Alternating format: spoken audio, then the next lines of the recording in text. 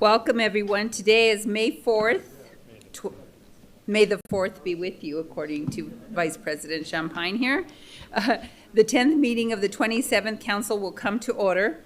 All councillors are present this evening, with Councillor Rogers joining us via Zoom. Next, we are on to the moment of silence, so please join me in the moment of silence, followed by the pledge in English and in Spanish.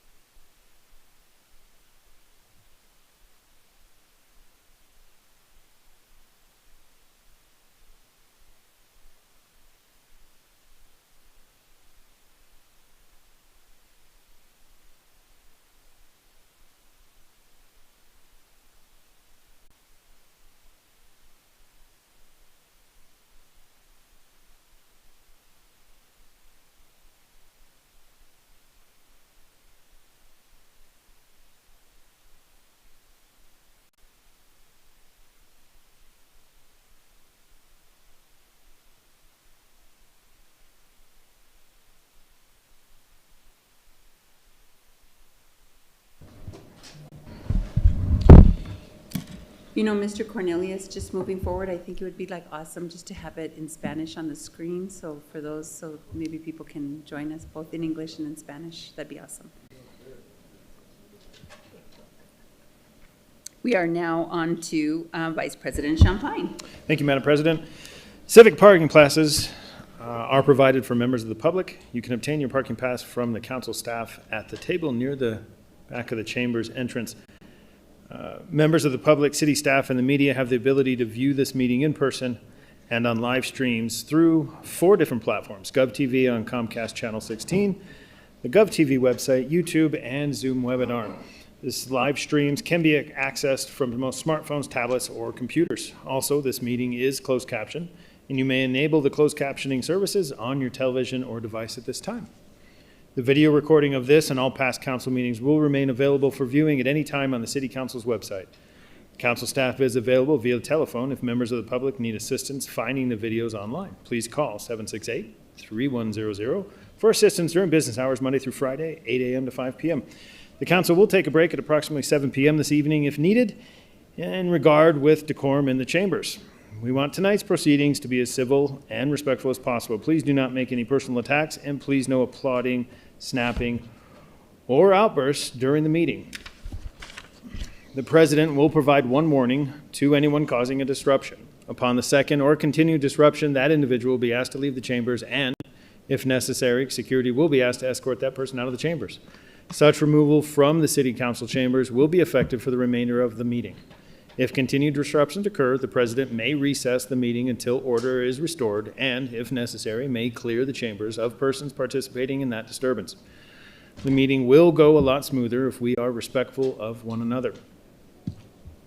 Councilors, we will move on to administration question and answer. Councilors have any questions? Councilor Vincent.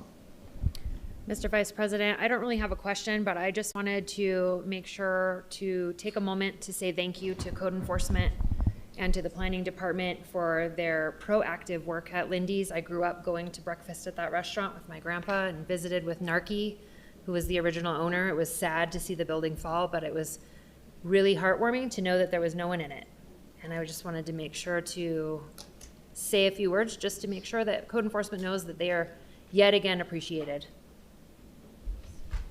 Thank you, Councilor Vincent. Councilor Grau. Thank you, Mr. Vice President. I just had not any questions, but just some comments for Jess Martinez and the Youth and Family Services.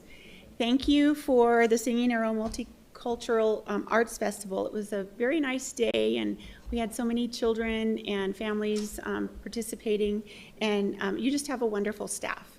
So I wanted to say thank you for all that they did. It made it a wonderful day for the families.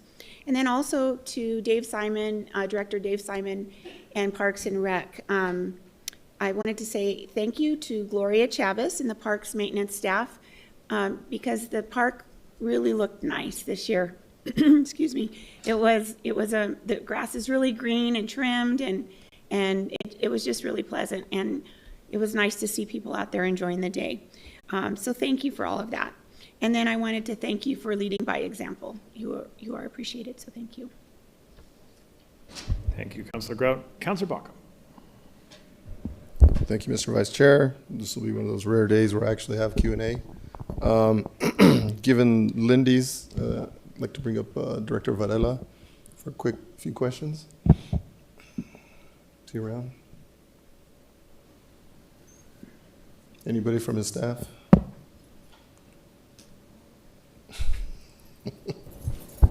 Madam President, Councillor Baca, I'm not sure where Director Varela is, Okay. potentially based on multiple departments that are working. He's on his way. on Okay, the I'll start project. with Chief Barker first then.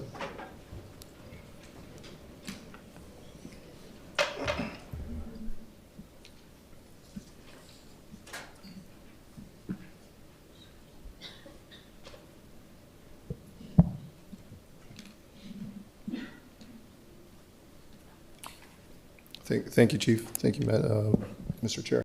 I know I have a safety bill on tonight that everyone's, or at least a lot of folks have tried to make it out to be about one specific topic. And I want folks to understand that this is a much broader issue.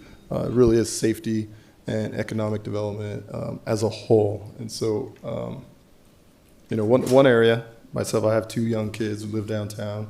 And these days, I don't really let them out after about 9:30 because I really worry on the weekends. And so I wanted to, Mr. Garrett, if you can throw these online, and if Chief Barker, these are homicides and shootings just in the downtown area for the last few years. If you could just a quick overview, Chief, I appreciate it. Council President and Councilor Baca.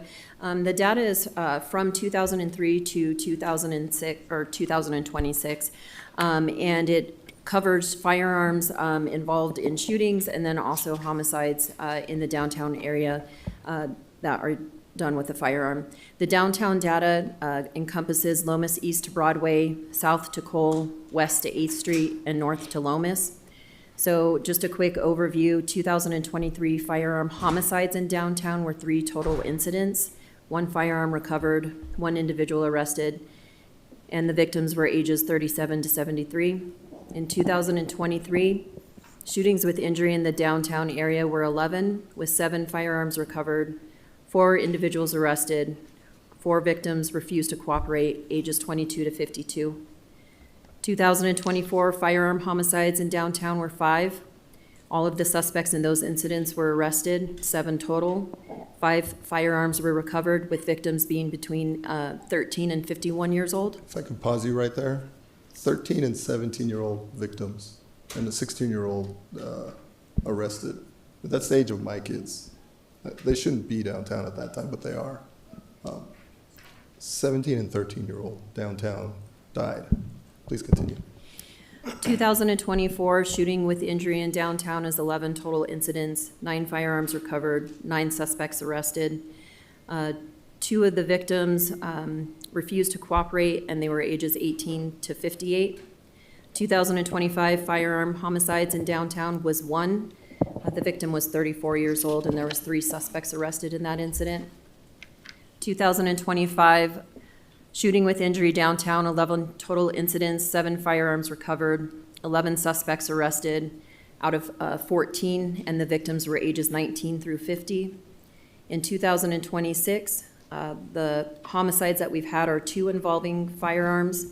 2 suspects were arrested, 3 firearms were recovered, and the victims were ages 22 and 25. And then 2026 shooting with injury in the downtown area is 1 with 2 victims and an unknown suspect, and the victim was 20 years old. Thank you. And so now, of course, this doesn't account for all the assaults, all the fightings, just random shootings, many of which I've been a witness to. Any number you could put to that, Chief, or is that just? Councilor President and Councilor Baca, obviously downtown safety is a huge concern that we continue to address and make arrests when necessary, but you are right, it does not include the total of assaults and batteries that have occurred in that area. So this is, yeah, so you can say this is, the obvious solution or the easiest solution to get at the root of this would be gun control, sensible gun control. banning guns that used, actually not even banning, right? It was only assault rifles that were banned, so that would only account for like 3 of these. But I can't do that, right? There's no way we can do any of that in this day and age, whether we wanted to or not. But we can address having kids downtown or getting people to go home after the bars have closed. We can do something about that. And that's a really important point. And it's more than just this, right? These are businesses. There's a grocery store that just went up for sale. There's been assaults. There's been shootings in that area. We lost the pharmacy. And when I say we, I say the community as a whole, right? Downtown population is about 1,200. Reynolds neighborhood is about 3,000. Barelas is another 3,000. Huning Highlands is another 2,000. You know, these are cornerstones of a healthy, safe community that are on the verge, either are being lost or on the verge of being lost. And this is a big part of it, is the safety of folks down there. It's on the news all the time. We all know that. Everyone thinks downtown is the worst place to be. I live here, so obviously I don't feel that way, but and I'm biased. And we're all here right now, because it's so dangerous that we can't even go home. So when people think this bill is one topic, it is not one topic. It is multiple things that are trying to be addressed. I wish I could fix everything with a magic wand, but that's not the case, right? There's a whole lot here that's going on beyond this.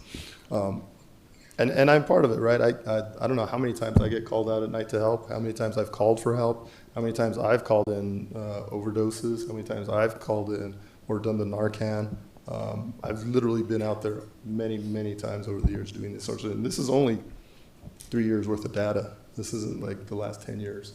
And 1 year of this is just 2 right now. We still have the rest of this year to go. And I believe, if I'm correct on this, Chief Parker, the Valley Command is actually up as a whole this year, correct? Council President and Councilor Baca, the Valley Area Command is up in comparison to last year. As far as homicides go, 5 of the 8 cases have been solved in 2026. 5 of the 8, okay. So we have 8. That's a lot. That's even 1 is too many.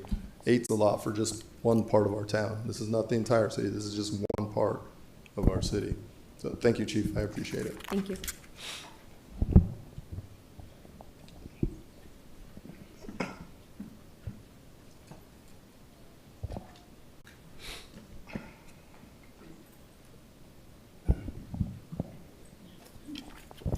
Madam President, thank you, Mr. Director, or Director Varela. As Councilor Brooke or Councilor Vincent said it a moment ago, you know, we lost a little bit of our downtown, a little bit of our soul here this past couple of weeks ago, in Lindy's Diner collapsing. I don't know how many times I had breakfast and lunch there with my kids. I know we all had a bit of that, and of course that brings to light the idea of, okay, are other buildings potentially having this problem? Are they not? Is there something we can do? I got asked tons of constituents by that. One of the things when I was down there right after the collapse with the inspector, I was talking to her and she pointed out some of the steel beams that had been put in place to protect the building previously. But she also said, if I had been able to see the second floor, I probably could have prevented some of this, or at least we could have been more proactive. And you know, kudos to her and everybody that's helped out. Thankfully, no one was hurt. That woman has more stones than I do, walking up into that building right after the collapse. So thank you to her. In any case, one of the things I've told several folks is, well, this is part of the vacancy ordinance that this body passed last year to try and get ahead of some of these things, these vacant buildings that have been empty for decades.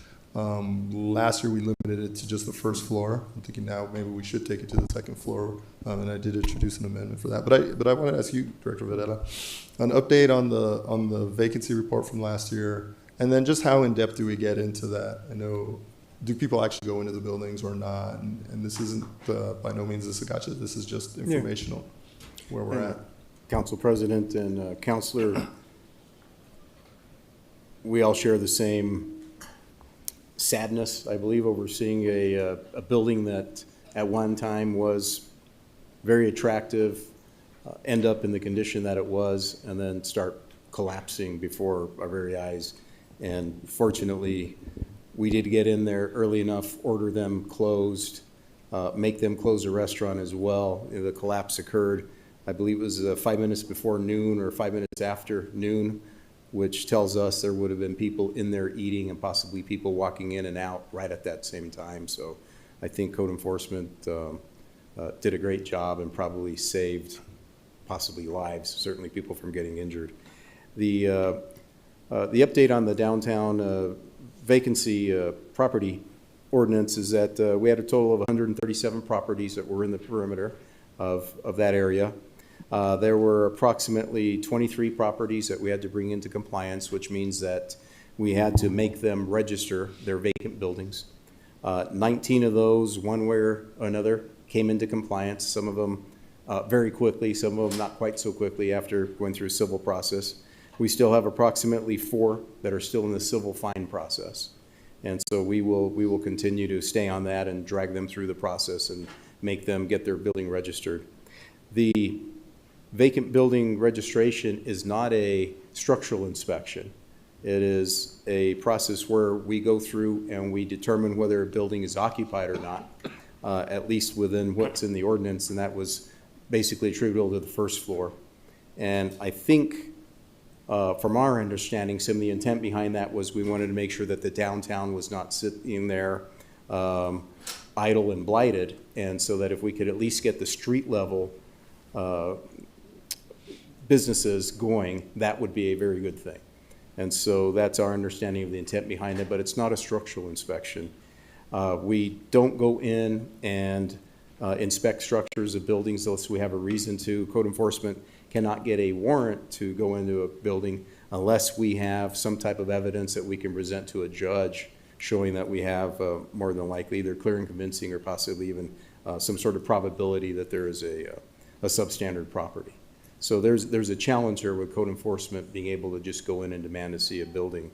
The city does inspect through the fire marshal's office, I believe, at least on an annual basis, the buildings, and they do go in to determine if there are fire dangers.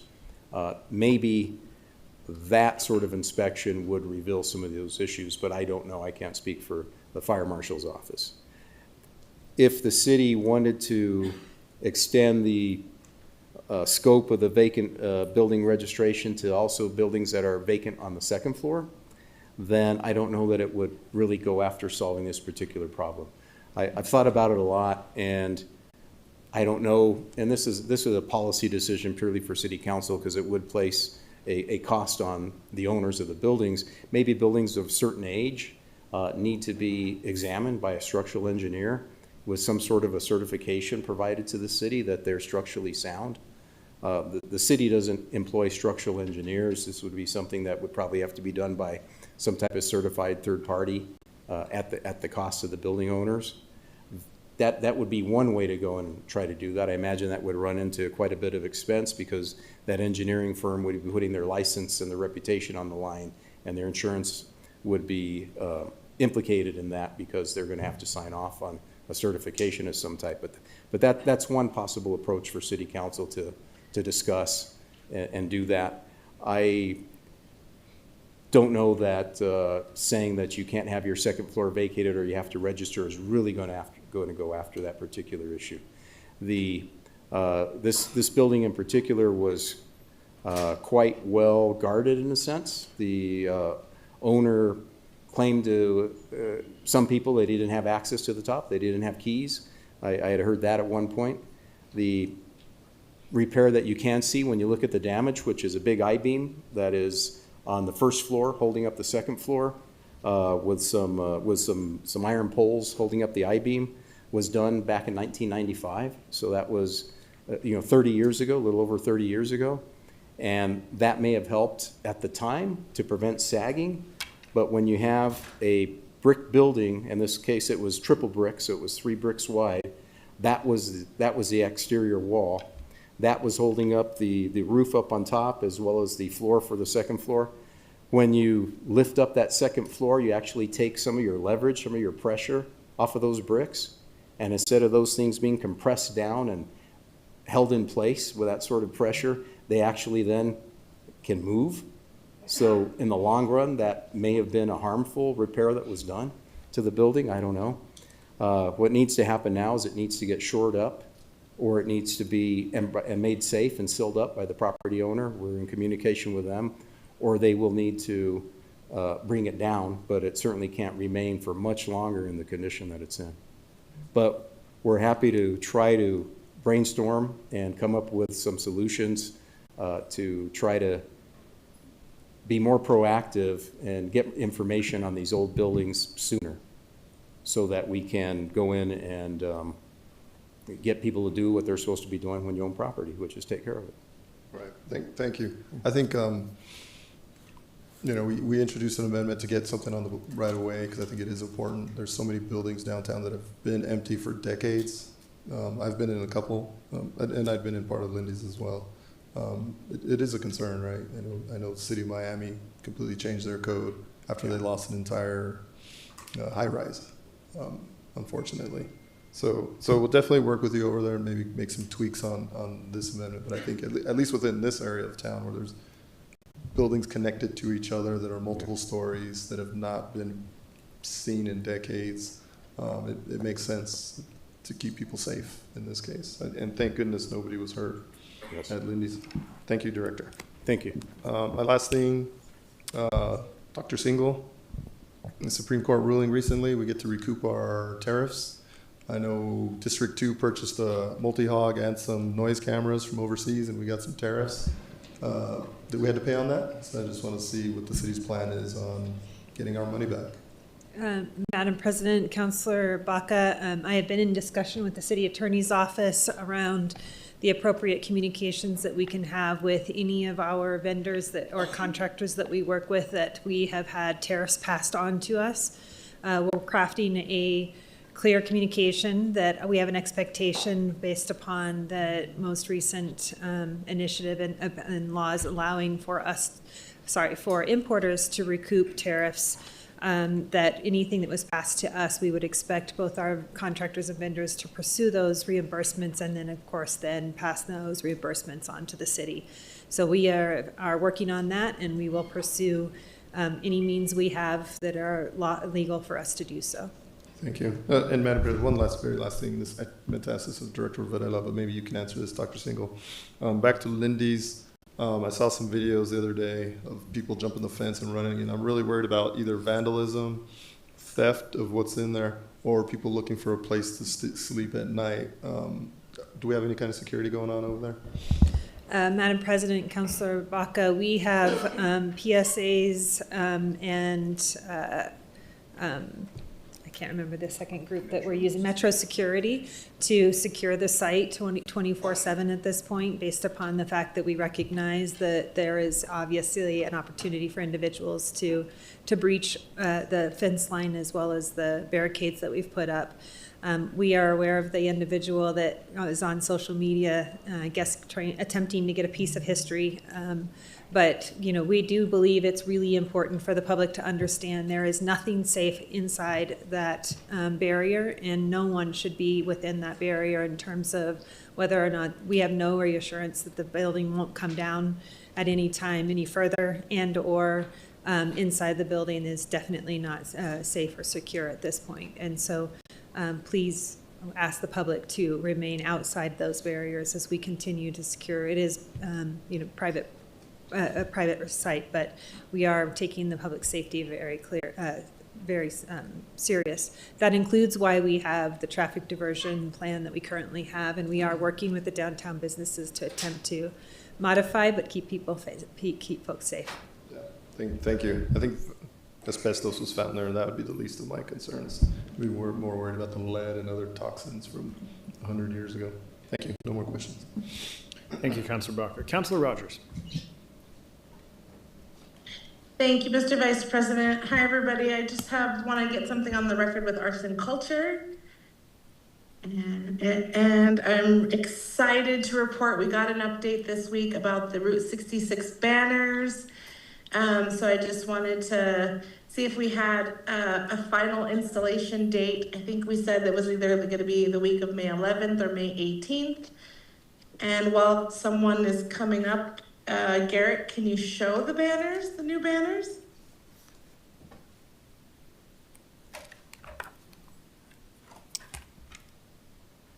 There we go. For our Sycamore, just because our amazing constituents keep asking and calling, so I just wanted to show those.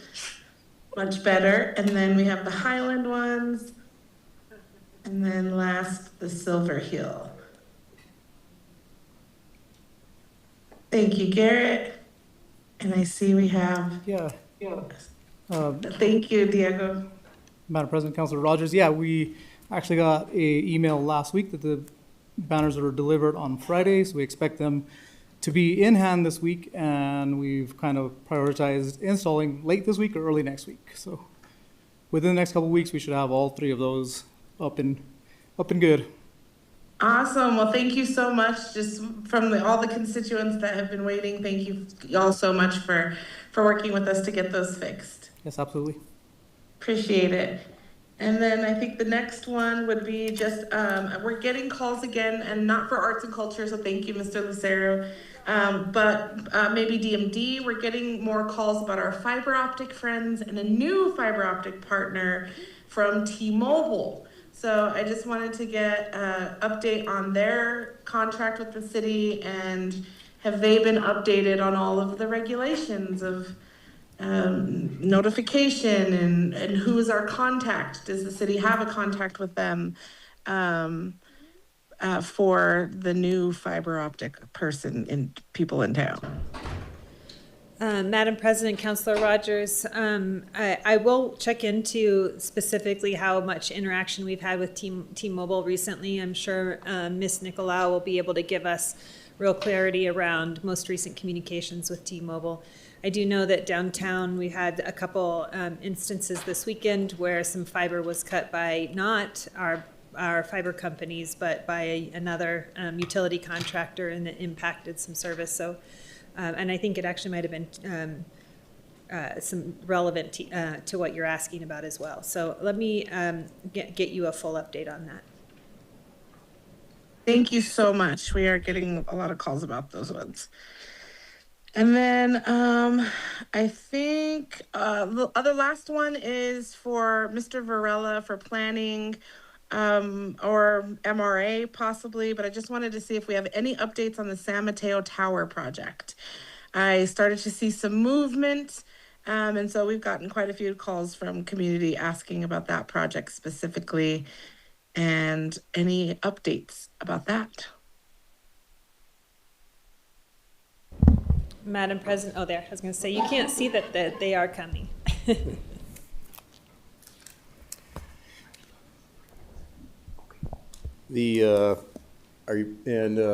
Council President and Councilor, the shorter of the 2 towers already has gone through the permitting process and they have their permit. The taller of the 2 towers has not gone through that process yet, but we do understand that they are working on finalizing their financing and making their arrangements. And then with more information in that regard, I have Director Bruner. Yes, Madam Chair, Councilor. So we are working through their first drawdown on payments under their development agreement. They're working through some financing scenarios that would allow them to start on the second tower as well. But I do want to emphasize, because we received some calls on this, that they are renovating that building from the interior outward. So you're not likely to see a lot of exterior activity. A lot of work is being done on the interior to clean out in the smaller of the 2 buildings what exists inside of that building. Thank you, directors. I appreciate the updates, and I think we reassure the neighbors all of the time of the same thing. And we've seen them put up on the fencing, the barrier, so things don't blow into the neighborhood and things like that. So I just wanted to put it on the record so folks are reassured that that project is moving and we're excited. And there is a time clock right on the permit. So once they pull the permit, they have a time limit of, I believe, 2 years to complete without having to get an extension. Is that correct? Or is it 1 year with an extension? And Council President and Councilor, when a person gets a building permit of any type, they need to have at least their first inspection conducted within 6 months of getting the permit. If not, then they can come in and request an extension before it expires and get a one-time extension. And then it stays alive as long as they're having inspections take place, because we know it often takes quite a while for a construction project to be completed. Wonderful. Well, thank you for helping me put the mind at ease of our community members who are anxious to get that vacancy, as we're talking about vacancies, off the books. Thank you so much. We'll move on to proclamations and presentations. Councillor Grout. Thank you, Mr. Vice President. This evening, we have a proclamation recognizing National Foster Family Appreciation Month. To accept this evening are Ms. Marilyn Beck and Ms. Ann McKinney from New Mexico Child First Network, and Mr. Josiah Garcia, soon to be Mr. Josiah Alvarado, and his forever parents, Mr. Martin and Erica Alvarado. Good evening. Good evening. Thank you for being here. I'm going to read a proclamation first. Okay. And then I'll let you talk. Okay? All right. Whereas safe, healthy children are the key to a safe, healthy future for our community. And whereas during those unfortunate times when children cannot safely remain in their primary homes, community members who open their hearts and homes to foster children provide a vital service. And whereas nationally, 1 in 3 foster families quit within their first year of fostering, and New Mexico has unique challenges that make the job even more challenging. And whereas quality foster parent recruitment and retention is the foundation of fixing our broken foster care system and getting kids out of state offices and into caring homes.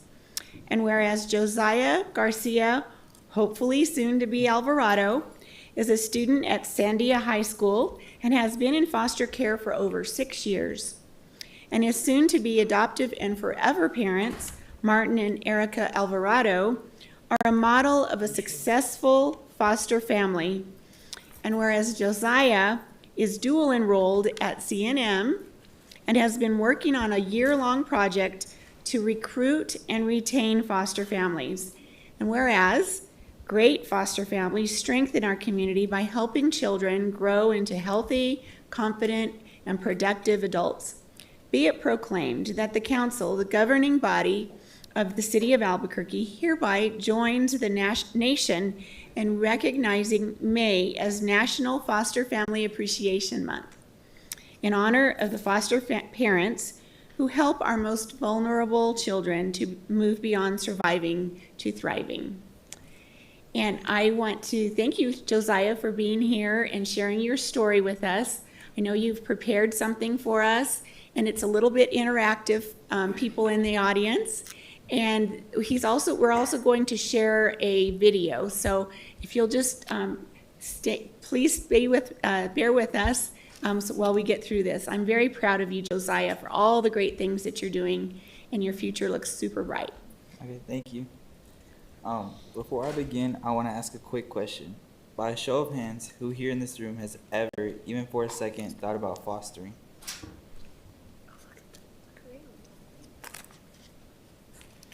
Thank you. Now keep your hand up if you ever actually followed through and became one.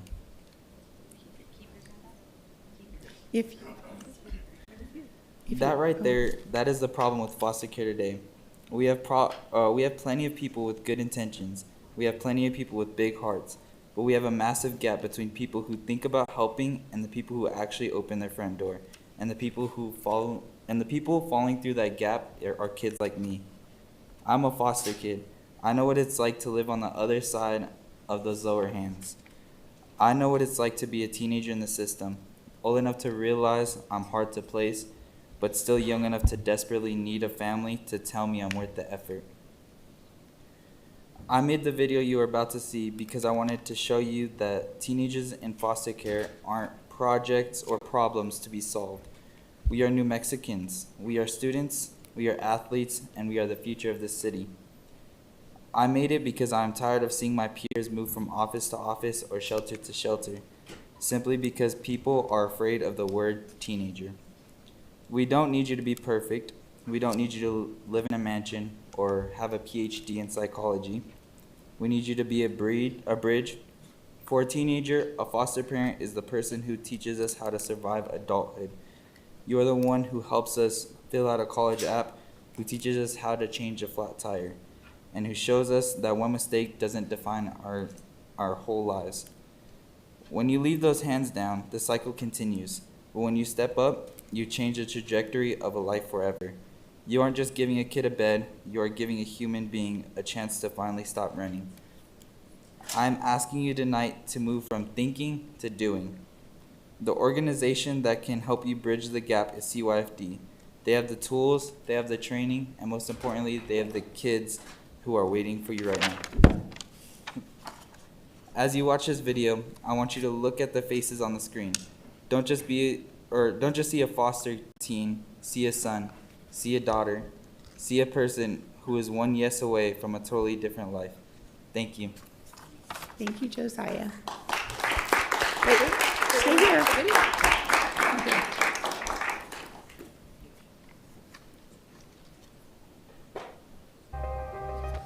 U.S., there are children who don't know where they'll sleep next week. Children who pack their lives into trash bags. Children who didn't choose the situations they were born into. In New Mexico, thousands of kids are in foster care each year. Many of them are right here in our city, and there are simply not enough foster homes for each of them. That means some children are placed far away from their schools, their friends, and even their siblings. I know this because I'm one of them. I am a foster kid. I know what it feels like to wonder where you belong, to walk into a new house and not know if it's temporary, or if someone finally might stay. But I also know something else.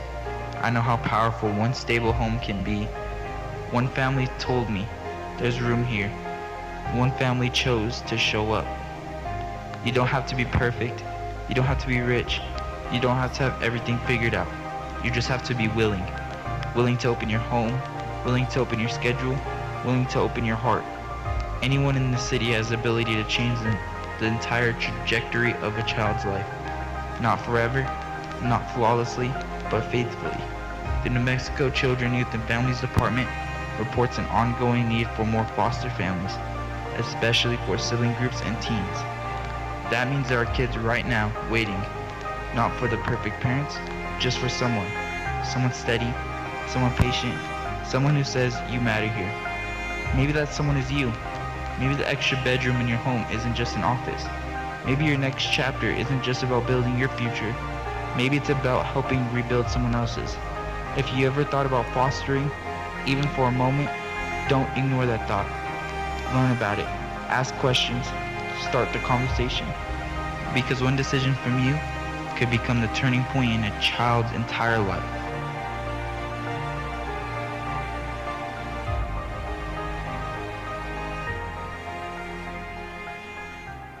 Josiah, I'm so proud of you. Thank you.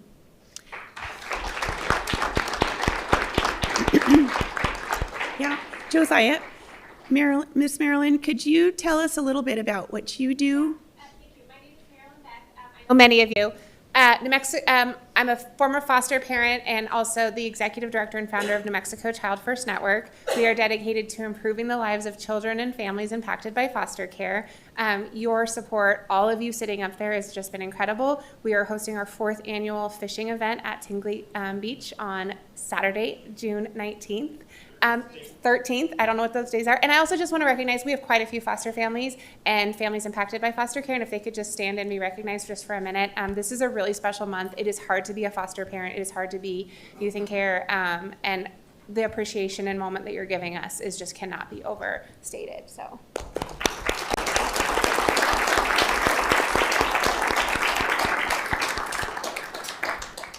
Thank you. And so we work to improve the lives of kids in foster care. There are currently 2,100 children in foster care across the state, and Bernalillo County has almost 60% of them. There are children sleeping in offices the shelters are full, you know the problem, and we're just so grateful for the city council to take a moment. Thank you. Can you all come up, you and Josiah come up, and we want to shake your hand. I sure appreciate you guys for being here, and the parents, the families that have opened their homes to all of these children.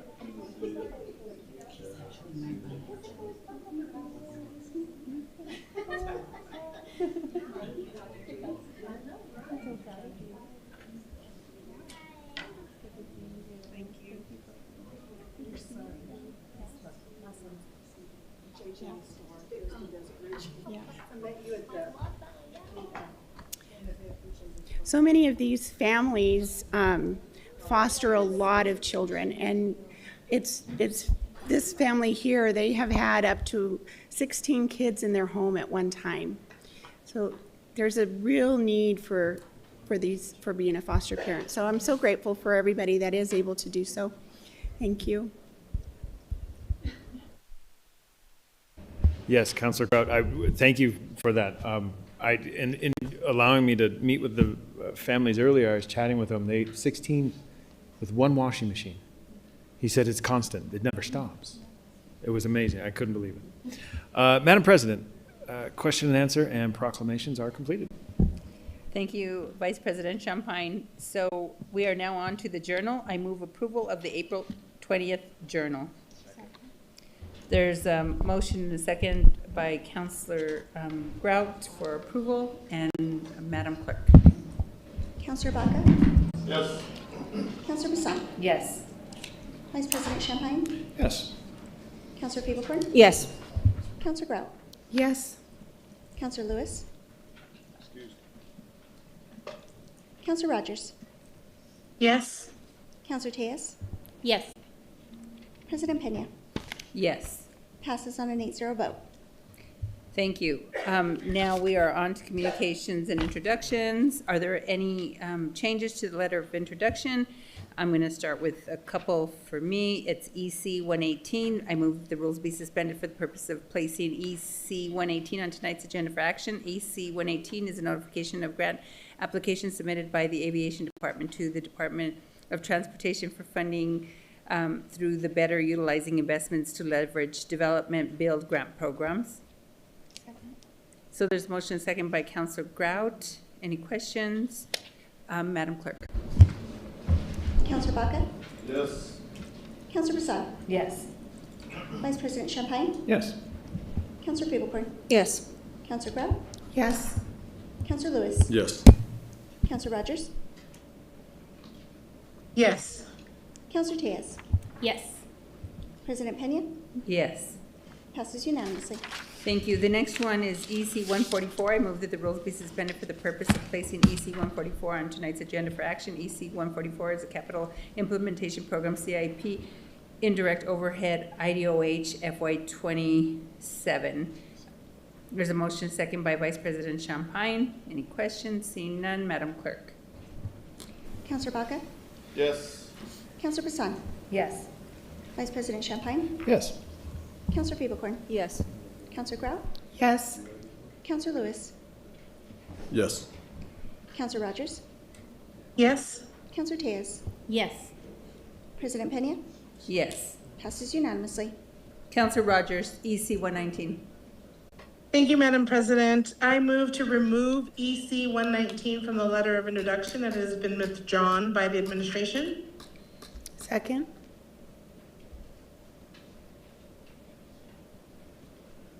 I'm sorry, Councillor Rogers. My script says move that the rules be suspended for the purpose of placing EC 119 on tonight's agenda.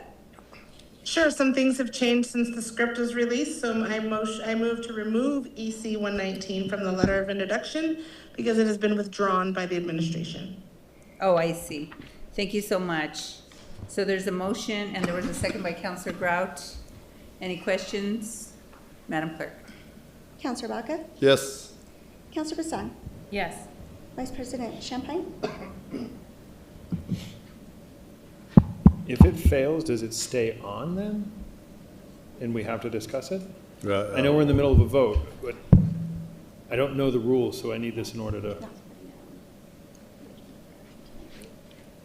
And Vice President Champagne, there's no discussion during the vote. During the vote. Yes. Councillor Fablecorn? Yes. Councillor Grout? Yes. Councillor Lewis? Yes. Councillor Rogers? Yes. Councillor Tejas? Yes. President Pena? Yes. Passes unanimously. Thank you. We are on Councillor Rogers, R23. Thank you, Madam President. I move to remove R23 from the letter of introduction, and I'm withdrawing R23. Second. There's a motion and a second for withdrawal of R23. Any questions, Madam Clerk? Oh, 1 second. Perfect timing. Thank you. Right in time. I go back to my other question. If, and this isn't against anything Councilor Rogers of knowledge, if it is removed and it fails the vote, does it stay on and we have to address it then? Madam President, Councilor Champagne, if the motion for removal from the letter of introduction failed, we would entertain another motion for possibly immediate action, or if there was no other motions made, then it would just go to committee. It would remain on the letter of introduction and go to committee. Okay.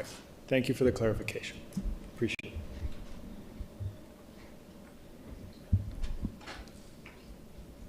Counselor Baca? Yes. Counselor Bassan? Yes. Vice President Champagne? Yes. Counselor Peebles? Yes. Counselor Grout? Yes. Counselor Lewis? Yes. Counselor Rogers? Yes. Counselor Tejas? Yes. President Pena? Yes. Passes unanimously. Thank you. Counselor Feeblecorn, R19. Madam President, I move that the rules be suspended for the purpose of pulling R19 out of the Finance and Government Operations Committee and placing it on tonight's agenda for action.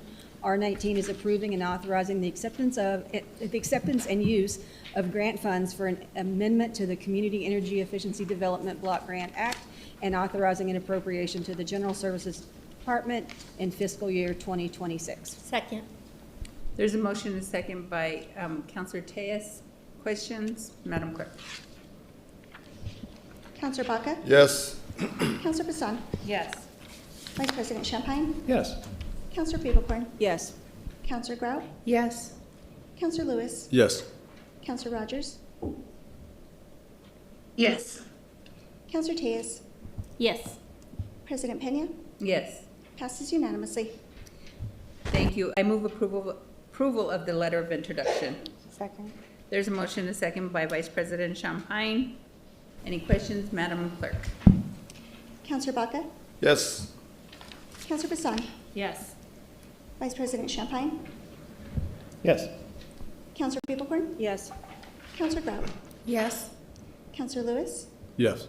Counselor Rogers? Yes.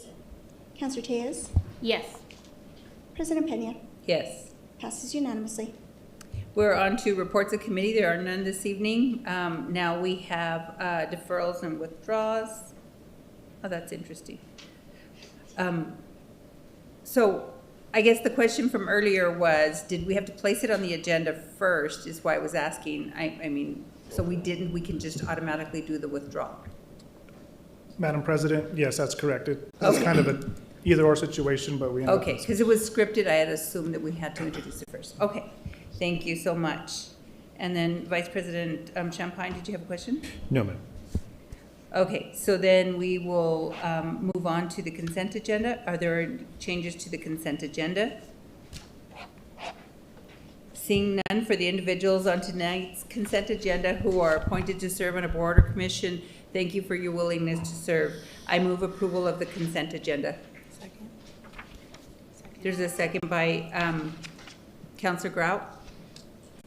Any questions, Madam Clerk? Counselor Baca? Yes. Counselor Bassan? Yes. Vice President Champagne? Yes. Counselor Peebles? Yes. Counselor Grout? Yes. Counselor Lewis? Yes. Counselor Rogers? Yes.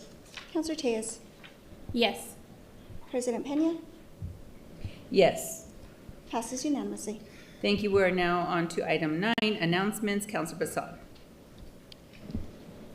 Madam President, there will be an Intergovernmental Legislative Relations Committee meeting on Wednesday, May 6th at 3 p.m. via Zoom video conference, and the Land Use Planning and Zoning Committee meeting scheduled on Wednesday, May 13th at 5 p.m. is canceled. Okay, there was one right before that, the intergovernmental. I read that, Madam Oh, I'm President. sorry. Counselor Grout. Thank you, Madam President. There will be 2 committee of the whole meetings on Thursday, May 7th and May 14th at 5 p.m. in the Vincent E. Griego Chambers, basement level of the Albuquerque Government Center. These will be hybrid meetings. Counselor Lewis. Madam President, there's a Finance Government Operations Committee meeting on Monday, May 11th, 5 in the Council Committee Room, 9th floor, Suite 9003 of the Albuquerque Government Center. Thank you, Councilor Lewis, and we're now on to financial instruments. There are none. Appeals, there are none. And now we are on general public comments. Members of the public can provide live public comments to the council in person or virtually if they have signed up for public comment per the instructions published on the agenda and our website Friday. Here are the public comment ground rules. Each participant has 1 minute to present. Comments and are addressed to the councilors only through the council president. Any disruptive conduct will result in removal from the meeting. There is a 1 minute time limit, and the bell will ring to indicate your time is up. And Mr. Cornelius, will you call the first speaker? Thank you, Madam President. Our first speaker is D.I.V., followed by Adam Silverman.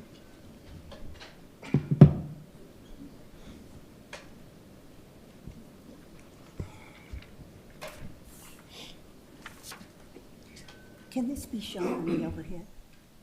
Excuse me.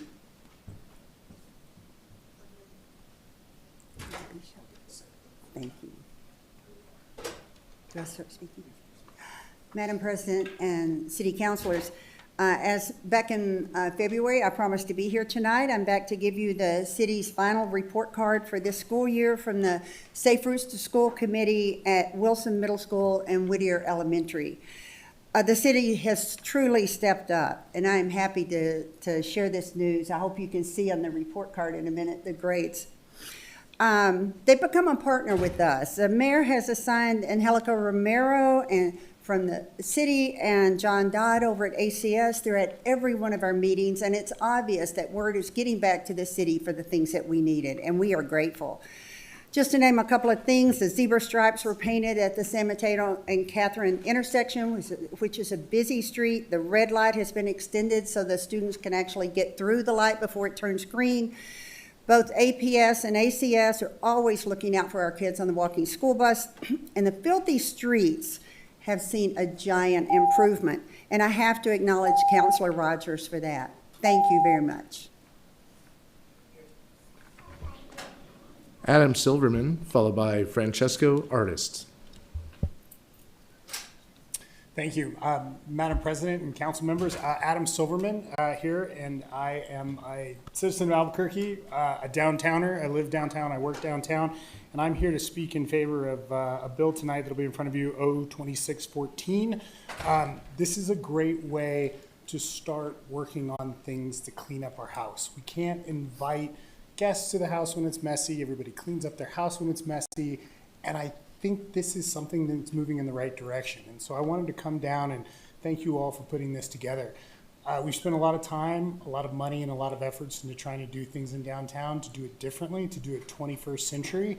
So I'm really excited for the bright future that's downtown. And I think this piece of legislation not only helps the downtown core, but also other parts of the city that need just a little nudge, a little more attention from city services and APD. And I think it's going to be really great for the business improvement districts that are going to be propped up this year for downtown. So thank you all so much for all your service and efforts, and I appreciate you. Francesco Artist, followed by Ilse Beal.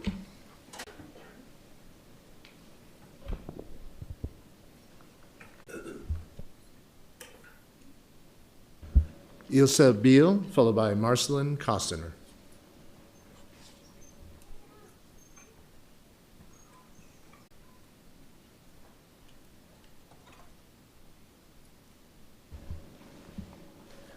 Marcelin Costner, followed by Grace Dukes. Bill's right here. Oh, sorry. I'm sorry. Ilse Beal, followed by Marcelin Costner. Good evening. I fear with 014 we're again going to hide behind euphemisms, again off the cuff conflate people who are left to live outside with violent criminals, again slip them into the slippery slope dragnet of we need safety, again opt for moving people around with no plan to move towards something a little bit more constructive, with little or no care as to how this chaos affects folks, with no foreseeable limit to the money and the people hours we are willing to waste on these senseless displacements. Again, we'll pat ourselves on the back that we have addressed visible homelessness. And yet again, we will not spend time and effort to sit, explore solutions, many proven elsewhere in the country, and at long last come up with a plan that does not repeat and repeat again and again the nonsensical hope that everyone who lives outside will do us the favor and just go poof and disappear instead of keeping on bothering us. Marcelin Costner, followed by Grace Dukes.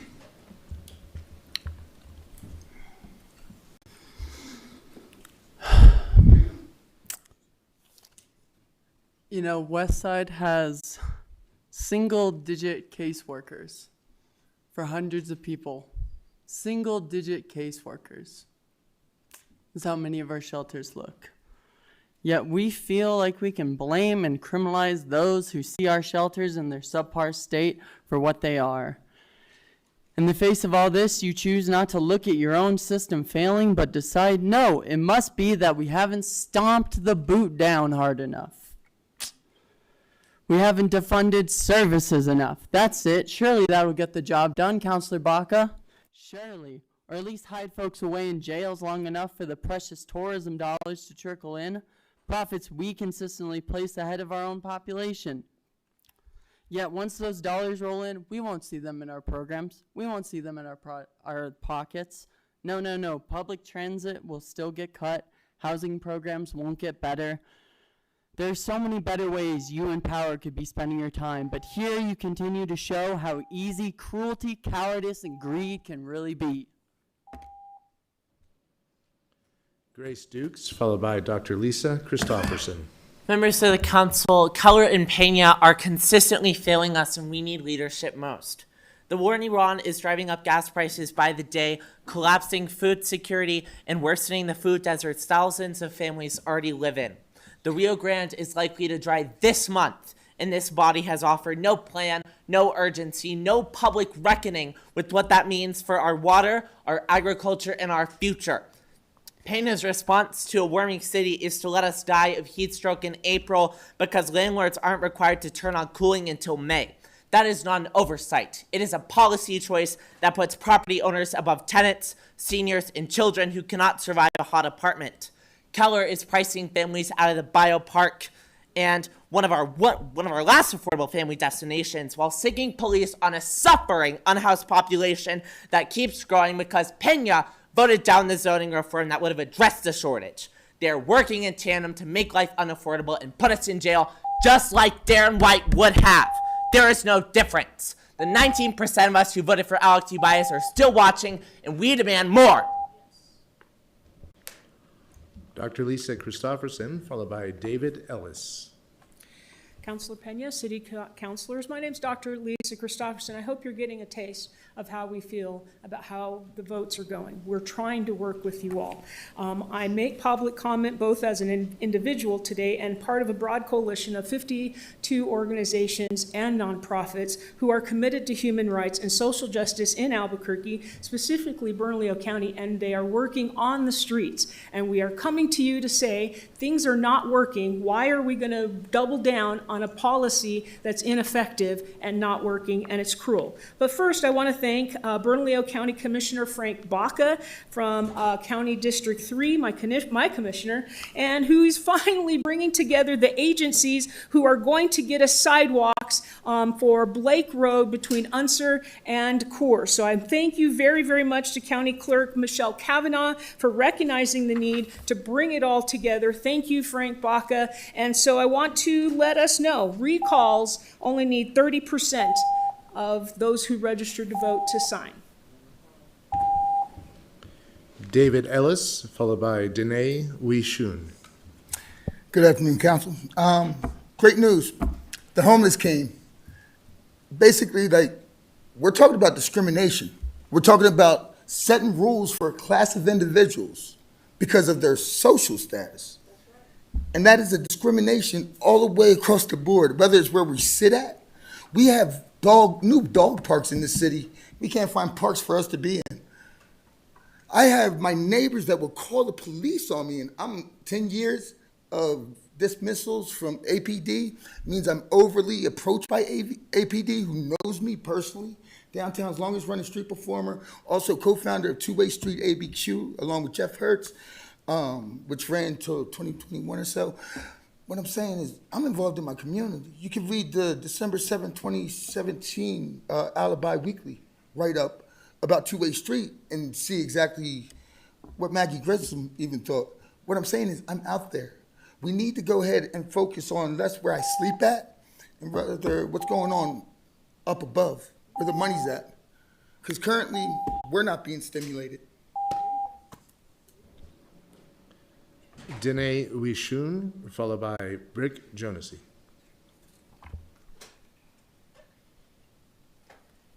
Hello, President and councilors. I'm here sad and I'm kind of scared tonight because I'm a human being who lives in a district here. It doesn't really matter which one, District 2, Silverwood Law Departments, but like, all things aside, they're trying to kick me out. I've been in my apartment for 3.5 years. Me and my dogs have been there. We've been happy. We've been safe. I haven't committed any infractions against them. They're coming up with something that they're gonna try and use at me, but I haven't done anything wrong, y'all. I don't. And then I saw the mayor today, and he didn't even want to know my name. The only thing he kept saying to me when I politely told him I already had housing, but that I would like to meet with him to discuss those kind of issues because I'm having problems right now. All he told me was to go to the shelter. I'm gonna lose my housing in 30 days. I'm gonna be in the streets again. Don't let this happen to me. Somebody get in touch with me and help me. Please keep my faith. Ms. Sengel, somebody can reach out to her. Brick Jonesy, followed by Let's Otvo. The overhead.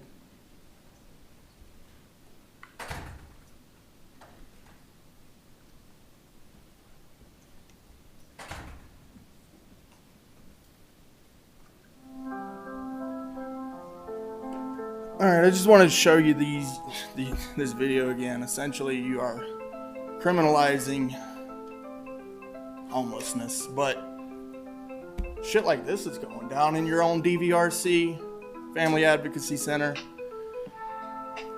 I don't know what to tell you. I mean, if this isn't important, this guy putting his hands on people physically, he's not a cop. He's not a security agent. Security agents can't do that anyway.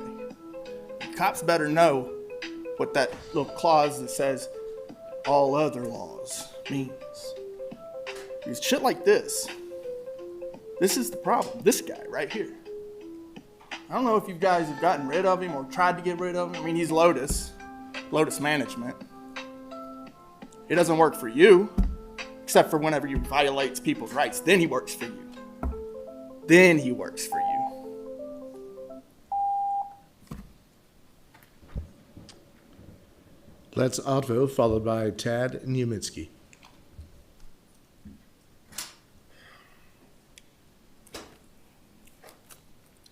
Madam President, council members, friends, fellow Burkeans, we're often told that the local government is the closest to the people. It's where our potholes gets fixed, our safety is managed, and our voices are supposed to be heard. But when the city hides behind pending litigation to stop talking to a citizen, it isn't acting as a legitimate governing body. It's acting like a child that takes their ball and goes home when they don't like the rules of the game. This silent treatment approach is a sign of weakness, not strength. It tells that leadership is terrified of open dialogue. It suggests that they cannot defend their policies in a court of public opinion. So to do so is to gag the oppression of the opposing party. Choosing to cut off communication is just another chapter in a shameful, expensive story of dodging accountability.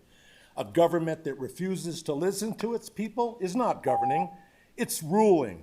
and it's time to tell Albuquerque to just stop hiding. Treat your citizens with respect, even and especially the ones that have the cities in their best interest. Tad Numitsky, followed by Michelle Gaidelis. Would you give me your overhead?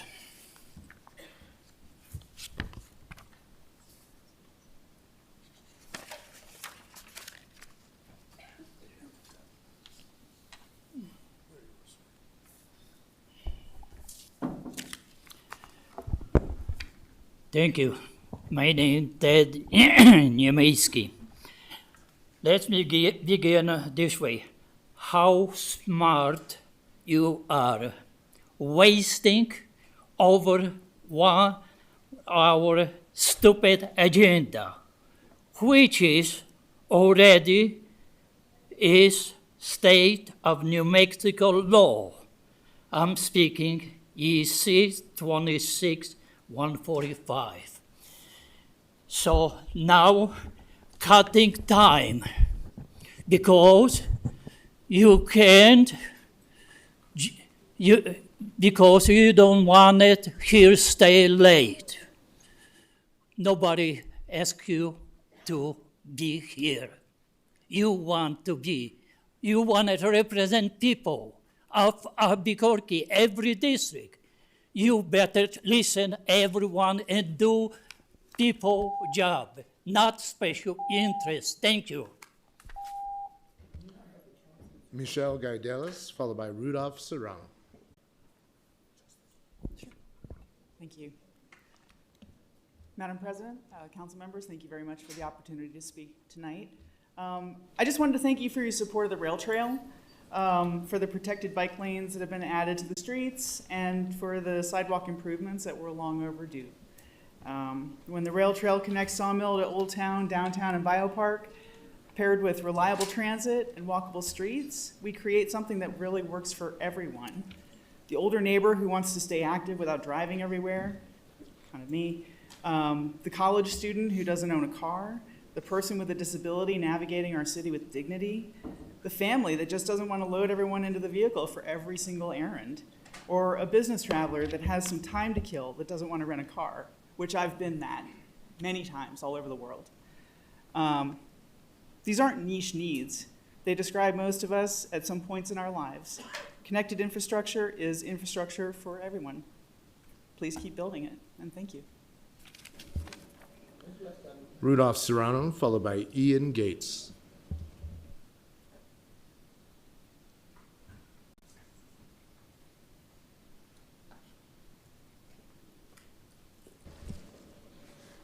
Ian Gates, followed by Gleb Zehelzov. Good evening, Madam President, members of the council. I still think we need 2 minutes again. Please change that. But the main reason why I'm speaking here today is because of the proposed budget cuts to ABQ Ride. I ride the bus pretty frequently and took the bus here from work today. And I just think it's silly that we're throwing up our hands and saying, oh, we can't fill the positions. Like, there's so many things we can do to get these positions filled. Like, everybody in Albuquerque needs to know that there's an opening. There are, I believe, more than 50. We should be advertising on billboards. We should be boosting these ads on social media, pop-ups on the city website. We should have ABQ Ride representation at all the college and career fairs in the area. And also, we should be working with all of the many job and career prep organizations that are right here in downtown. Additionally, we can be printing flyers, creating QR codes, and displaying them all over city facilities. And I have just a few seconds, but please restore the funds. Thank you. Gleb Zehelzov, followed by Jesus Munoz.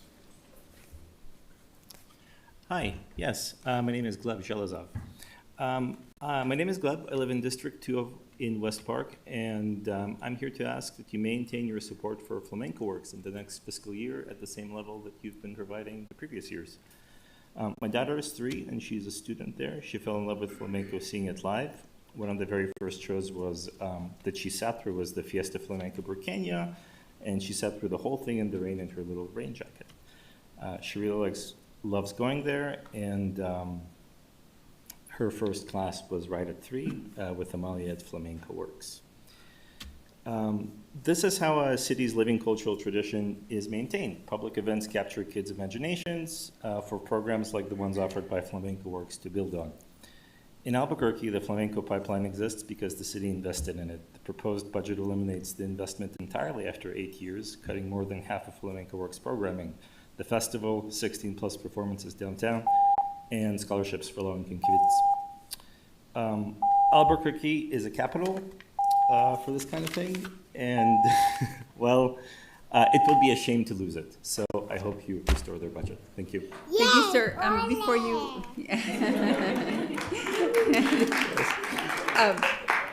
I didn't hear the first comment that you made. Maintain something, you said. Maintain the funding for Flamenco Works downtown. It's Flamenco Works, okay. That's how you invest in downtown. We want to invest in downtown. Thank you so much. Thank you for being here, young lady. Jesus Munoz, followed by Amalia Munoz. Good afternoon, good evening. Hi, my name is Jesus Munoz. I'm the Executive Director at Flamenco Works in downtown Albuquerque. Lindy's Diner falling was a product of large-scale disinvestment in downtown Albuquerque. At this time, we cannot afford to disinvest in this area and downtown. I'm asking you to invest in us. I'm asking you to invest in Flamenco Works. I'm asking you to invest in downtown and the children and youth who compromise the majority of our programming. 1 week ago today, Lindy's Diner came crashing down to the corner of 5th and Central.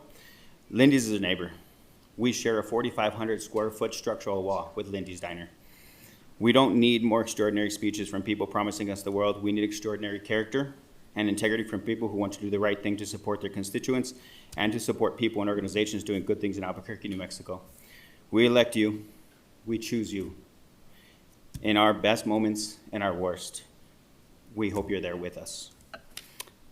We choose you to keep us and our children safe, and we're still waiting. I'm asking for your support.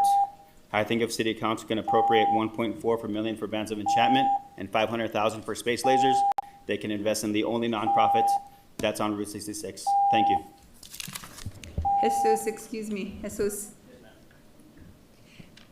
What do you get from the city now currently, and there any proposed cuts?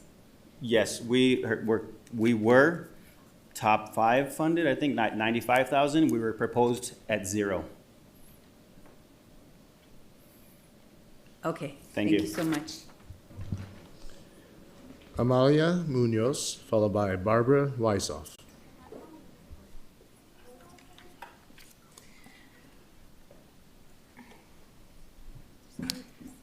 My name is Amalia. I'm a co-director of Flamenco Works. I'm also a teacher. I'm a dancer. We're located downtown and we serve 6,000 plus constituents annually from across the city. I'm here to ask for you to restore funding for Flamenco Works in this year's budget. 1 week ago, Lindy's Diner, as you know, whom we share a wall with, collapsed on Central Avenue. We cannot afford to continue disinvesting in downtown. Flamenco Works is here 7 days a week, 8 a.m. to 8 p.m., doing the work to build economic and cultural vibrancy in this area. Our impact has seen exponential growth in the past years with support from the city. Fiesta Flamenco Huarqueña has grown from 800 attendees to 3,500 in just 2 years. This free outdoor festival attracts visitors and residents alike. It generates hotel rooms, it supports local vendors, and has quickly become one of the biggest events in District 2. Our classes have doubled, and we are even adding a summer camp during the month of June. We ask that you continue supporting the places that you love, the people you love, and the communities that make this city so special. Barbara Weisoff, followed by Noemi Manzano Chevere. Good evening. My name is Barbara Wissoff. I live in District 7, but I spend a lot of time in District 2 at Flamenco Works, and also where my grandchildren and son and daughter-in-law live. I'm here to ask you to restore all the funding to Flamenco Works.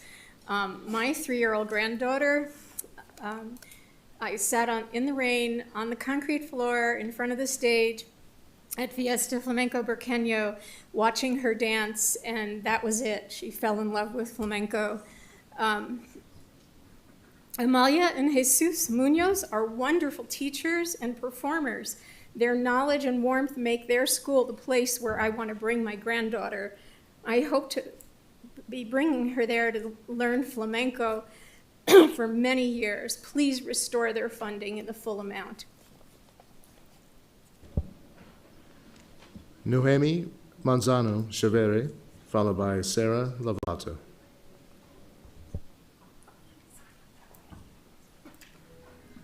Hi, good evening. I just wanted to say I'm a mother of 6. 5 of my daughters dance in flamenco.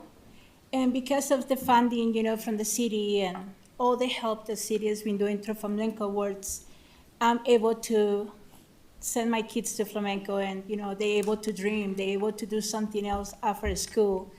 And they've been, students from Amalia and Jesus for the last 3 years, and even my 5-year-old, she's the newest student.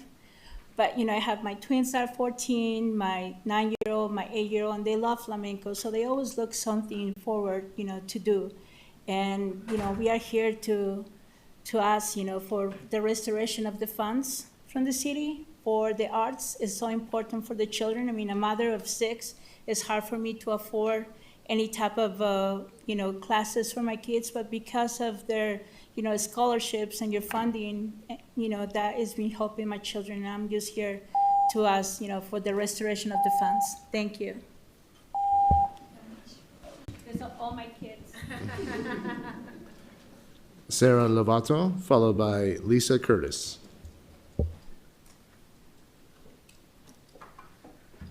Hi, my name is Sarah Lovato, and thank you for hearing me today.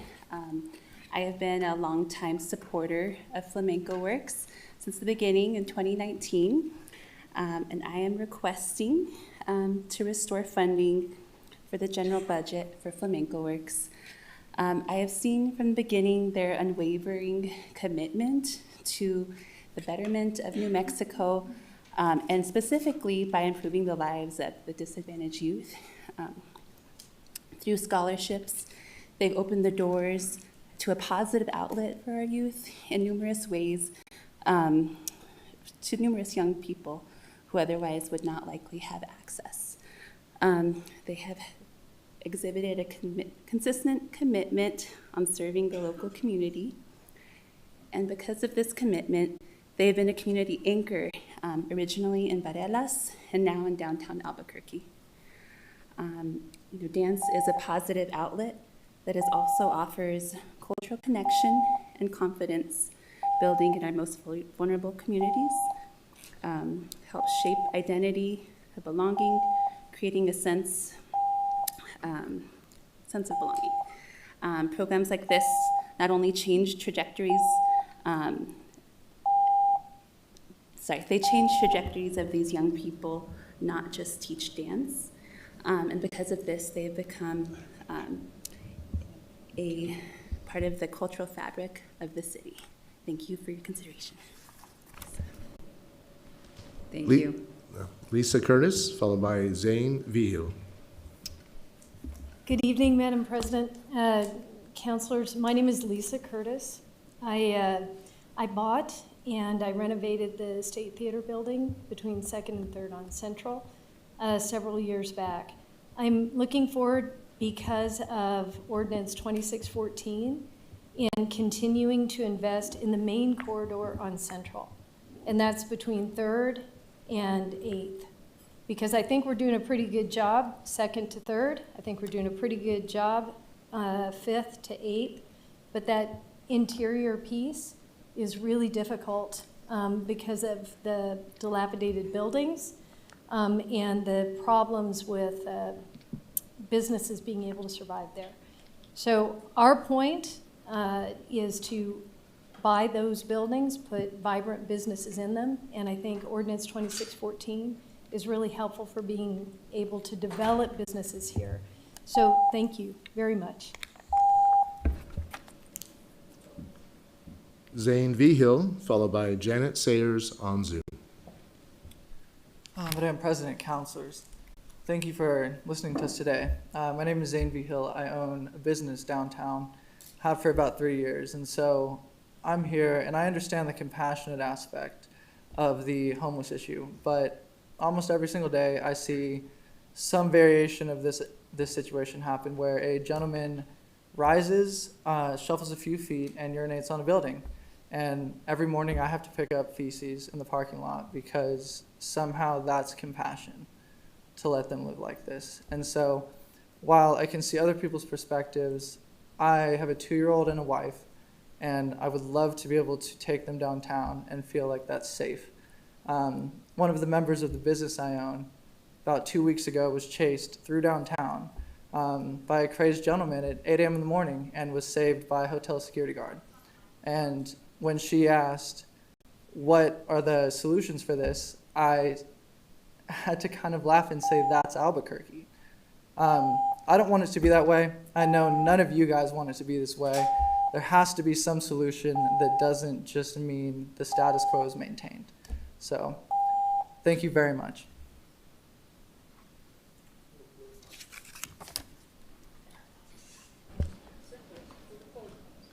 Janet Sayers, followed by Benjamin Bean. Yes. Good evening, council members.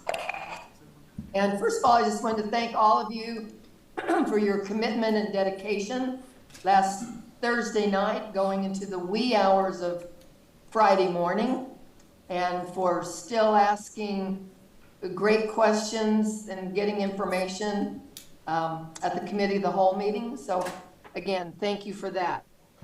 And then I just wanted to say that there was a lot of joy, beauty, creativity, learning, and cultural sharing that went on last weekend. I had the opportunity to attend the multicultural event at Singing Arrow, and saw and heard some performing groups, made a few purchases, helping the economy.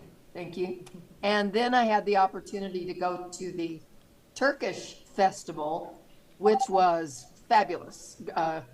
Great food, great music, great sharing of cultures, and many, many volunteers. I mean, just so many volunteers, and it was free, and lots of people. And then on Sunday, yesterday, the Albuquerque Council of Garden Clubs had a wonderful, it was ticketed, but a wonderful parade of gardens that you could visit. And again, beautiful roses, iris, plants, and actually the garden club building right there in Los Altos Park, talk about a city treasure. There's like 10 different individual gardens surrounding that building. And Ms. Sayers, thank you. You're amazing, and thank you for highlighting our city and all the wonderful things we have to do here. But your time is up. Thank you. I would have stopped, but I couldn't see the timer on the little screen. Thank you. Thank Sorry. you. Benjamin Bean, followed by Tim Osman. Good evening, counselors. There was a very excellent speech given by another presenter a couple minutes ago about the homelessness situation that we have in downtown. There is a solution. It's called more housing. I believe that 5 of you voted against all options that we have to encourage more housing. Not all options, many of the options that we have to encourage more housing. Please reconsider that. And then what I actually wanted to talk about was there is a proposal in the budget to increase funding for police technologies. And I think that that can be great as long as it's the right technologies, things that don't increase our movement towards a surveillance state. So drones, not so great. And traffic cameras that give you like a minority report situation, maybe also not so great. Thank you for listening. Tim Osman, followed by Andres Esquivel.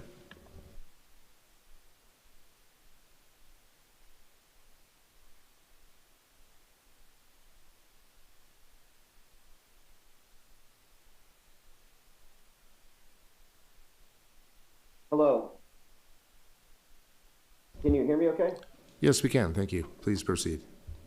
Thank you, City Council members. I'm speaking on behalf of the IPS think tank. We're an organization that specializes in documenting staged or fake media events and examining their cumulative effect on the public, because this constitutes psychological warfare, which is being engaged in with the collusion of government, news media, and entertainment. And at this point, it's safe to say the public can no longer differentiate between real and fake. Case in point being the supposed assassination of Charlie Kirk is provably fake. He's alive. This is known by Turning Point USA, many influencers like Candace Owens, Alex Stein. And this also pertains to the 7/13/2024 staged attempt on Trump, the president, which was also fake, and nobody died there.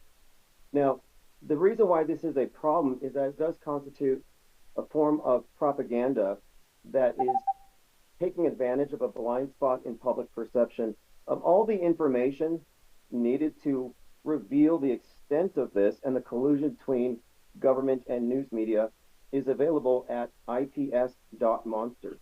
Thank you for your time. Andres Esquivel, followed by Carla Kruhofer. Good evening, Madam President and members of the Albuquerque City Council. My name is Andres Esquivel, and I work with the New Mexico Dream Team in downtown. I'm here to speak against Councilor Baca's ordinance 02614.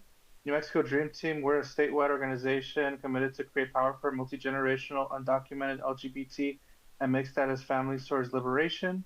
We oppose this ordinance because we believe that all people should be treated with dignity and respect, regardless of their immigration or residential status. A few months ago, there was an unsheltered man who fell asleep on the sidewalk in front of my house in Nob Hill. At some point, he laid down on the couch on my front porch, and it gave me a chance to try to talk to him. He didn't want to talk to me, but I could tell from his scars and his clothes that he was hurt and he needed help. I offered him some food and water, which he took and made it seem like he was about to go elsewhere, but an hour later, he passed out on my couch again, and I proceeded to call to get some ACS folks, and kept reiterating that he wasn't hurting or threatening anyone. He was just simply, visibly struggling a lot. Eventually, ACS came and took him somewhere and offered him help, and I hope he's getting the help that he needed.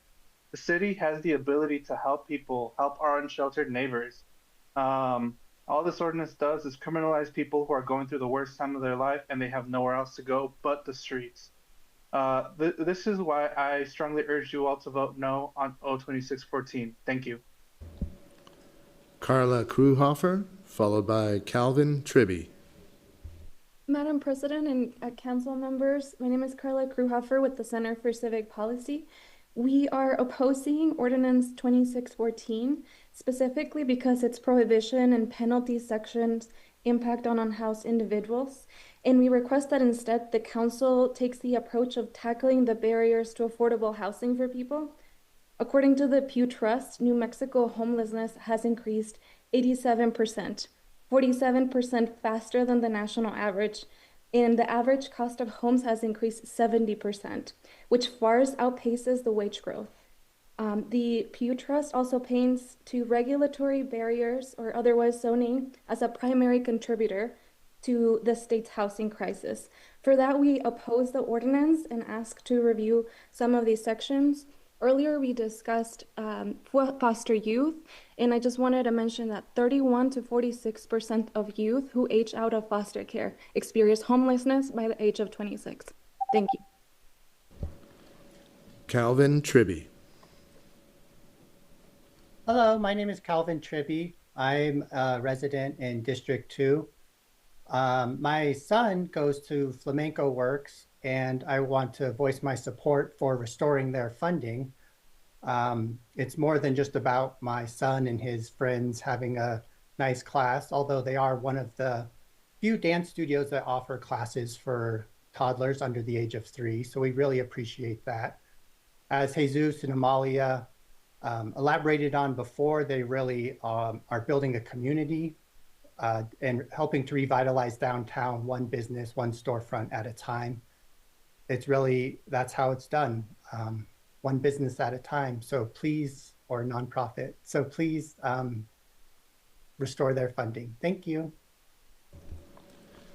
Madam President, there are a few people I was unable to identify within Zoom, so that does conclude general public comment. Thank you. Thank you, Mr. Cornelius. We are now on to approvals. EC 81, presentation of FY25 audit, Ms. Jennifer Brokaw. And I will, to have the discussion, move a receipt be noted. There's a motion, a second by Councilor Grau.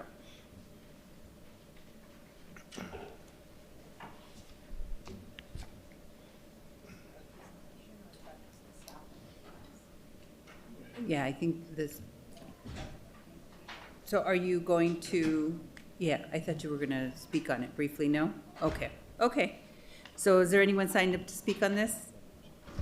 Yes, Madam President, thank you. I had one sign up, and that is Octavio Chavere.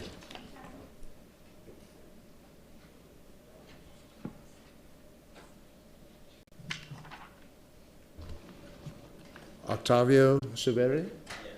Thank you.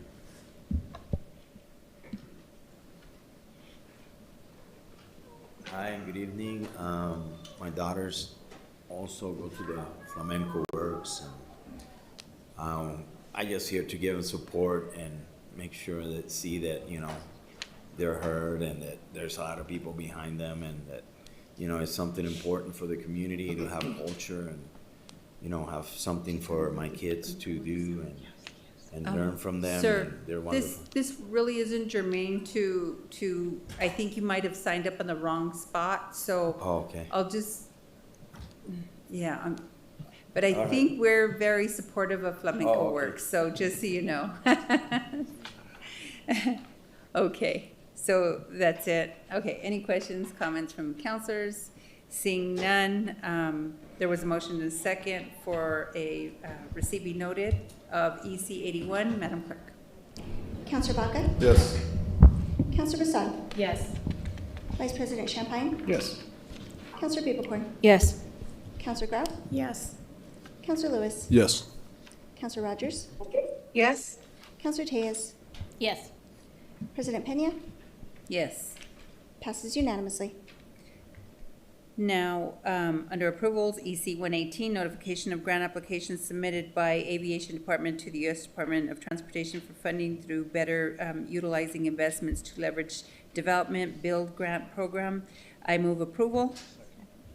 There's a motion and a second by Vice President Champagne. Is there one signed up to speak? Is there any discussion, comments, questions? Seeing none, Madam Clerk, there was a motion and a second by VP Champagne for 118. Councilor Baca? Yes. Councilor Basan? Yes. Councilor Vice President Champagne? Yes.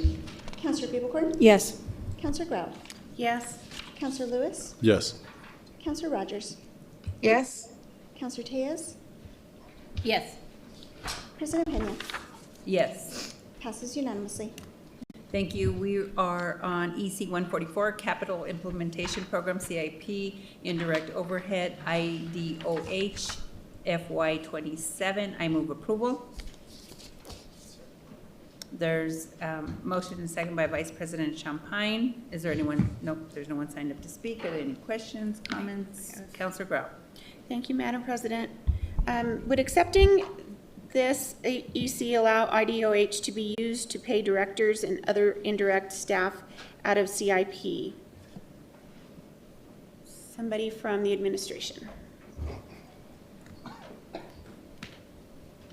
Madam President, Councilor Grout, Director Sandoval can speak to what is included. Yes, Madam President and Councilor Grout, the memo and the support that I provided show the staff that help us meet the requirements for keeping our capital improvement funding, meeting all the requirements and keeping our bond rating what it is, and keeping our interest rates low. So I think I provided that in the support. That wasn't my question. My question is, are you using IDOH to use to pay directors and other indirect staff out of CIP? Madam President and Councilor Grout, the calculation that I provided provides some of those administrative and fiscal and a portion of directors. So is the answer yes? Yes. Okay. Is that a conflict within the law? Madam President and Councilor Grout, which law are you? For IDOH, for bonds and so forth. Mr. Motzko, can you fill us in a little bit? Madam President, Councilor Grout, the 03 intended to let the administration know we wanted to start with a 2.75 indirect overhead for capitally recovered positions, those positions being primarily through our Department of Municipal Development and Parks and Recreation Departments.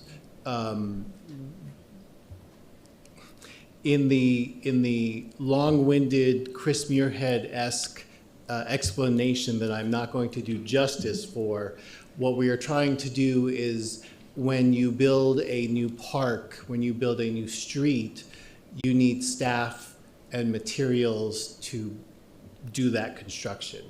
The IRS on general obligation bonds allow for a certain percentage that's called indirect overhead, that the IRS allows for that IDOH. There are positions in the city that are partially recovered through IDOH. If an accountant is working on a capital bill versus an operating bill, that can be parsed out. Lawyers, the administration has suggested in this EC for certain administrative officials within those departments. I don't believe we are, and I would absolutely refer to legal and Mr. Muirhead, but I don't believe with 03 and the administration's executive communication, we are in violation of any laws. Thank you. Madam President, what type of expenses may be covered out of CIP? You kind of hit on some of it. Okay. This is bond money, and it's used for capital expenses only. Certain direct expenses are allowed, but I think it's important that we are mindful of the intent and not bring in operating dollars for capital expenses. So that's all. The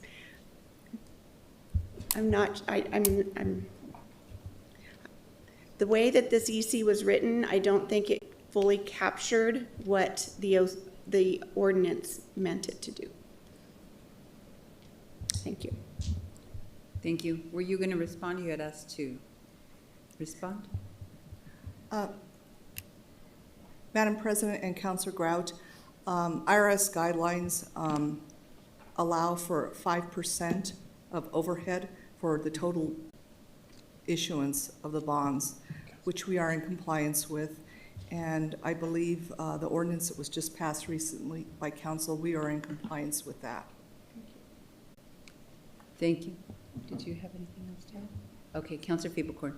Thank you, Madam President. So I'm just a little confused on the EC, and partly because I didn't know it was going to be heard tonight. We just got it, and it should have been should have had a little more time to review this. But so the way the EC is written, there are two calculations. One that is under the ordinance that this body just passed, and then there's a DFAS calculated rate. I'm assuming that the DFAS calculated rate is included just because some counselor asked for that information. But by approving this EC, we are actually approving the 4.67%, which was the calculated rate under 02603. Can I get confirmation on that from someone? Madam President, Councilor Fiebelkorn, you are correct. There were two different amounts shown.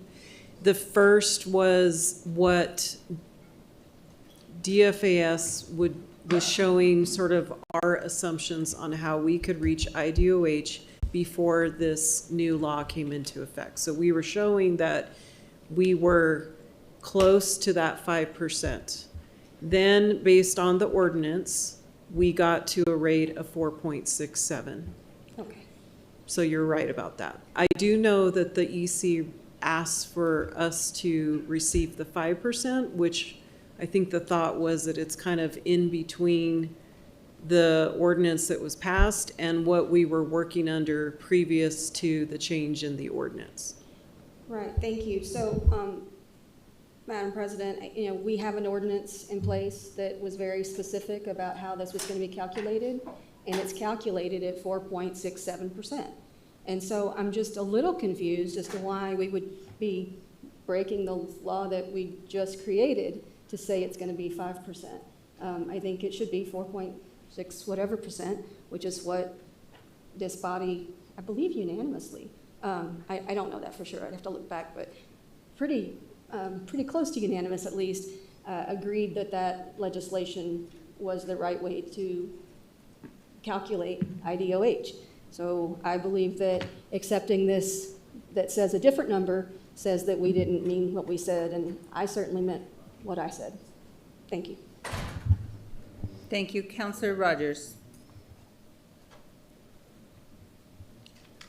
Thank you, Madam President. I just had a question on the EC under the documents that you provided for the calculated rate, about how you calculated it. I just have a couple questions about that.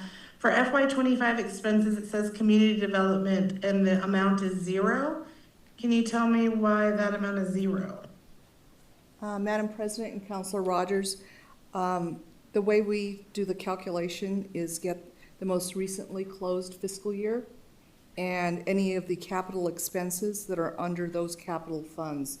So for fiscal year 25 in that fund, there were no capital expenses. Okay, and what kind of expenses could go under community development? Anything that is a capital expense that's categorized as a capital expense. So in other words, you're not going to include wages, fringe benefits, anything like that, just capital expenses.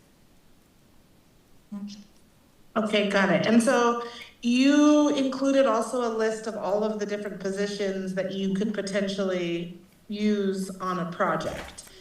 And you use that to justify, is that based on actual projects, or is this just a list of any position that you could recoup wages for under IDOH? Or is this, I would hope it's based on actual, here's what we have planned coming up in this fiscal year, based on the projects, then here are the positions, not just a complete list of any positions you could potentially charge us for IDOH. Madam President and Councilor Rogers, the way the ordinance read was that it was verified hours. You can't do that for a coming year. How would you have that? So I just took the description in the ordinance of the positions that could be included, and that's what I included, was the wages and benefits for those positions. Right, but it's called forecasting. That's, Madam President, I mean, that's how we do it, is we look at a project, please allow me to finish without interrupting. I'm gonna say the same to my dog here, who's also interrupting. So Sophie, sorry. So what I'm asking is, and you've already answered it, which is that this is a complete list of all of the positions that you could be charged for IDOH, I think is what I heard. But you're basing the percentage based on this complete list. And what I would think is that we would do it based on what we have projected as far as projects coming up for capital, and then using that for the calculation. So thank you, Madam President. Madam President and Councilor Rogers, the ordinance does not read forecasting. It reads verified hours, and I don't have that for a future year. Thank you, Madam President. That much is clear. Thank you. Thank you. Any additional comments, questions? So with that, Madam Clerk, there was a motion and a second by Vice President Champagne for approval of EC 144. Councillor Baca? No. Councillor Bassan? Yes. Vice President Champagne? No. Counselor Babelcorn? No. Counselor Grout? No. Counselor Lewis? No. Counselor Rogers? No. Counselor Tejas? No. President Pena? Yes. Fails on a 2-7 vote. Thank you. We are now on to OC7, recommendation of award for on-call planning services for city council.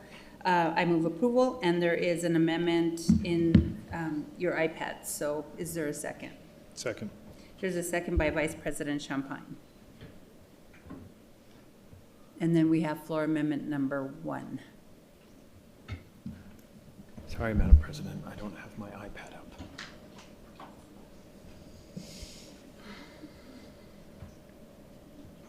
And I actually can't see that, so, It's okay, Madam President. I'm happy to start us off. okay. Thank you, Councilor Rogers. Thank you, Madam President. I'd like to move Amendment 1 in our packets. On page 1, amend the first 3 paragraphs of the inter-office memorandum as follows.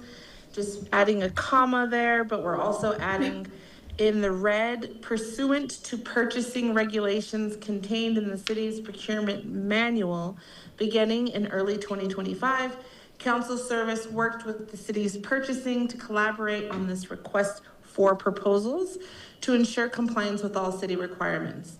We'd also add that the solicitation was approved by the city purchasing management and posted publicly on the city purchasing e-procurement website on July 23rd, 2025, all the way to October 25th, 2025. And then we would just add at the bottom there, the purchasing procurement administrator, chief procurement officer, and chief administrative officer approve this recommendation of award. Then we would move on to, at the end of page 2 on the inter-office memorandum, we would insert the following.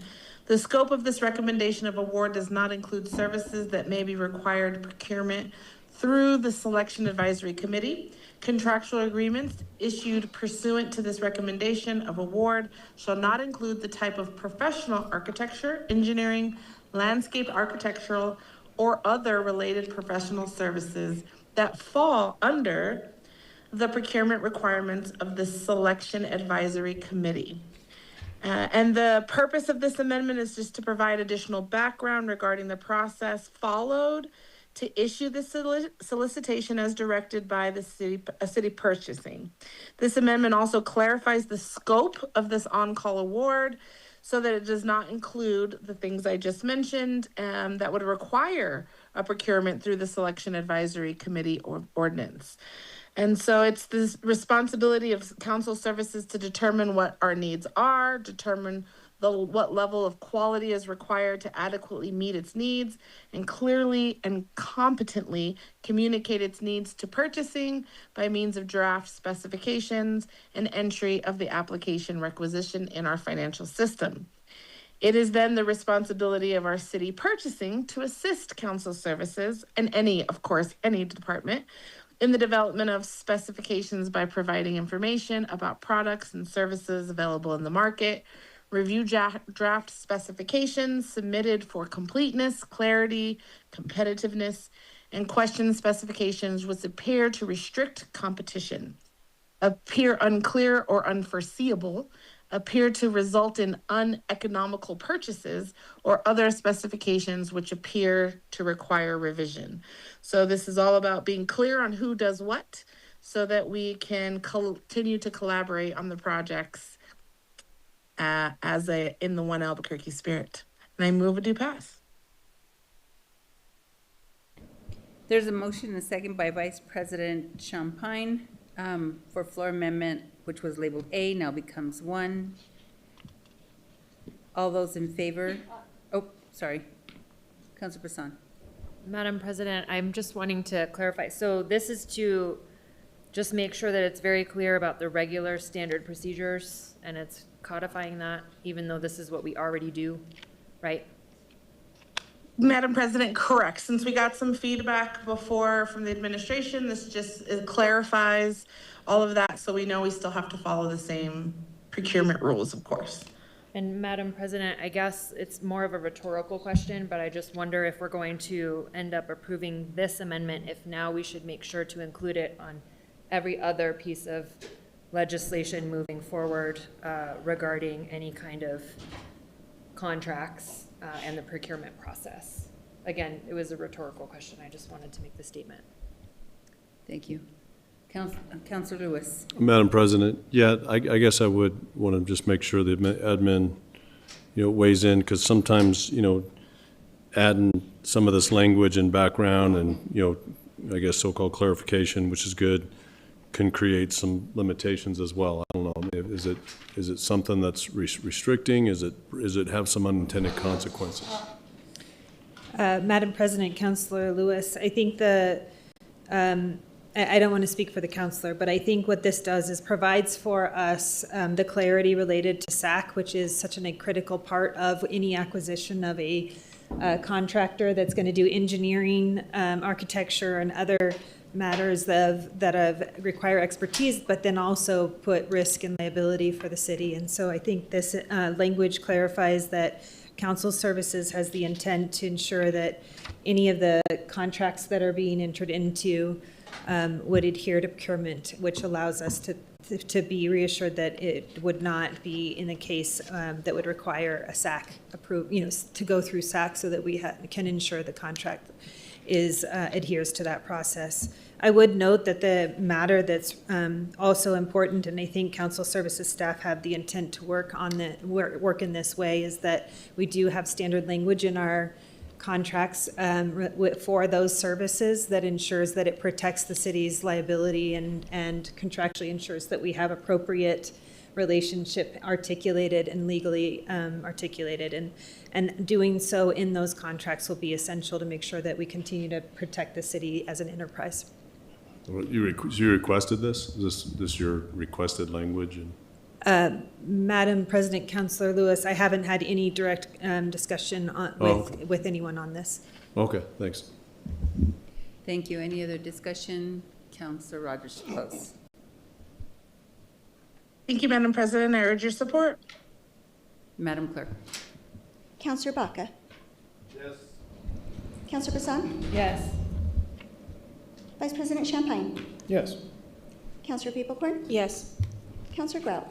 Yes. Councilor Lewis. Yes. Councilor Rogers. Yes. Councilor Tejas. Yes. President Pena.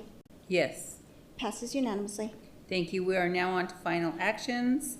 That was the amendment. I'm sorry. We're back on the bill as amended. Are there any questions on the bill as amended? Thank you, Madam Clerk. Councilor Baca. Yes. Councilor Bassan. Yes. Vice President Champagne. Yes. Councilor Peeblehorn. Yes. Councilor Grout. Yes. Councilor Lewis. Yes. Councilor Rogers. Yes. Councilor Tejas. Yes. President Pena. Yes. Passes unanimously.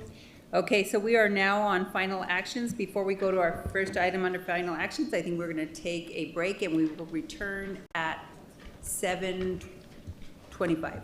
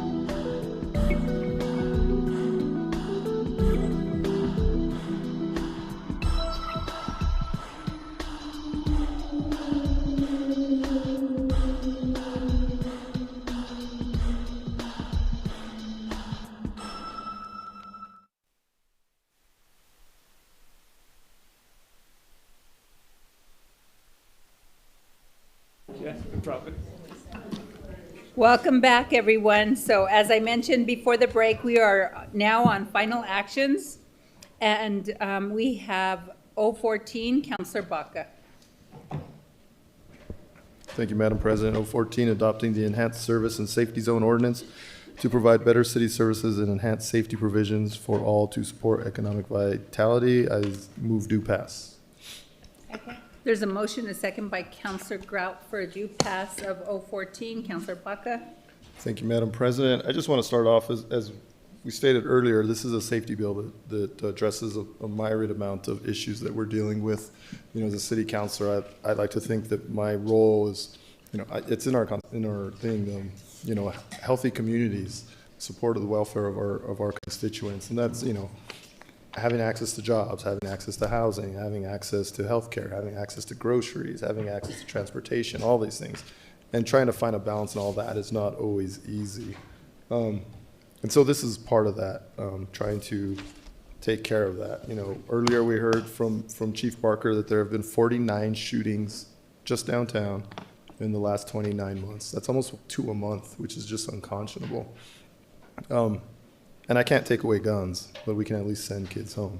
On the other part, you know, a lot of folks think that this is just an anti-housing bill, which I disagree with vehemently. This is about businesses, communities, taking access to food. We already lost a pharmacy downtown, which is access to healthcare, not just for the community, but the unhoused folks also were getting their prescriptions there. And I met with quite a few of the folks that came and spoke today, so it isn't as if I don't work with folks. And so I just also wanted to point out some of the things that this body has done, and that in many cases I've led to help out the unhoused, because it's not just a single story, as a lot of folks like to point out. In the last couple of years, we've supported the Gateway system. We've been out to the Gateway West, and we've completely rehabilitated that. We've been to the Gateway on Gibson, worked on that. Councilor Rogers and myself worked with administration on the Recovery Center off of I-25 to get that open. That's 55 beds. Earlier this year, Council Services did an enormous amount of time helping out Recovery and Workforce Development Center that helps 200, right now I think there are 250 people, including opening up a new branch here in District 2. Street medicine, we've funded that and provided them support. Councilor Champagne and I have gone out to multiple times to where, you know, to help out on and be there when there's when street medicine and all the services are out there by the Rock. We fund ACS consistently, and I'm out with ACS constantly trying to get them out, and they are ACSs downtown. Restrooms, there's 2 restrooms downtown, public restrooms downtown now. There weren't that didn't exist 2 years ago. And I take tons of grief just on restrooms, so someone can go use a restroom with dignity. But because they cost $750K a piece, which they kind of have to because they have to be bomb-proof, people are angry about it. But that's something that's absolutely crucial, one of those minimum things that we can do. And we got 2 of those downtown right now. Housing. Last year we pulled off $7.5 million from the governor and some other of our legislators. And there are currently 24 units right now being built downtown for housing. We also updated the procurement code so we could get dollars out there. We changed the rules, or we worked with the administration to get the rules fixed so that we could actually get dollars out quickly and build housing quickly, because housing first matters. We've run bills to address Airbnbs, to rental protections. We've done a myriad amount of things to help the unsheltered. Is it enough? No, not even kind of. But to say that we're not doing anything would be a very big disservice to all the work that we have done and that many of my colleagues here have been trying to do. So I just wanted to kind of throw out some of those things so people understand that there's a lot being done. I mean, even in this current budget right now that we're working on, I think this will be the most we put in towards the Gateway system this year, something like $35 million. There are services out there, and there are services in the nonprofit that are not connected to us that we help and we work with consistently, and there's services here in the city. And again, it's not perfect, but there's a ton out there. And a lot of folks on the street do not accept that help, even when we offer it. Let's be clear about that. And someone just sitting there, someone sitting right at the front door of a business, even if they're not doing anything, is affecting that business. And it's not helping them either. So I just want to kind of get that out. So with that, Madam President. Counselor Baca, so would you like to go and do the amendments first, or would you like to go to public comment? I think I'd rather do the amendments first, that way folks know what Okay. they're speaking on. Okay, Or they have a so clear picture. we are on to the amendments. You have A through F in your iPads and in front of us, counselors. So the first amendment is floor amendment A, which will become floor amendment number 1. Counselor Tejas. Thank you, Madam President. I move floor amendment A, which will now be number 1. It can be found in your drives on page 5, lines 13 through 19. Or do you need a second? Okay. On page 5, lines 13 through 19, amend section 1 as follows. Strike out prohibition of the obstruction of public right of way within an enhanced service and safety zone unless authorized by permit or other applicable law. It is unlawful to sit, sleep, lie, or camp in any public street, road, bike path, or alley, or on any sidewalk within an enhanced service and safety zone as designated pursuant to this ordinance in a manner that impedes passage within the meaning of the Americans with Disability Act. Renumber successive sections accordingly. Number 2, on page 7, lines 3 through 6, amend section 1 as follows. Strike penalty. A, for any person who violates any city ordinance within an enhanced service and safety zone, the city may impose the maximum fee or penalty as provided in ROA 1994, section 1-1-99. Renumber successive sections accordingly. Second. There's a motion, a second by Counselor Feeble-Corn for floor amendment number 1. Is there any discussion? Counselor Tejas? Yep. So I'm happy to. So basically, this amendment removes all the criminal penalties, civil fines, fees, or monetary sanctions for violations of this order. And really, the purpose here is it's pretty clear that we are not going to. Listen, I support businesses. I'm a small business owner, but supporting businesses should not require punishing poverty, and we need to stop pretending like those are the only options available. So this amendment in particular removes the provision that makes it unlawful to sit, sleep, lie, camp. It also removes the contradiction of existing ordinances that don't allow that, or that allow that at the moment, as well as associated penalties. What this does really is it eliminates a creation of enhanced enforcement zones that could really criminalize poverty or disproportionately impact unhoused individuals.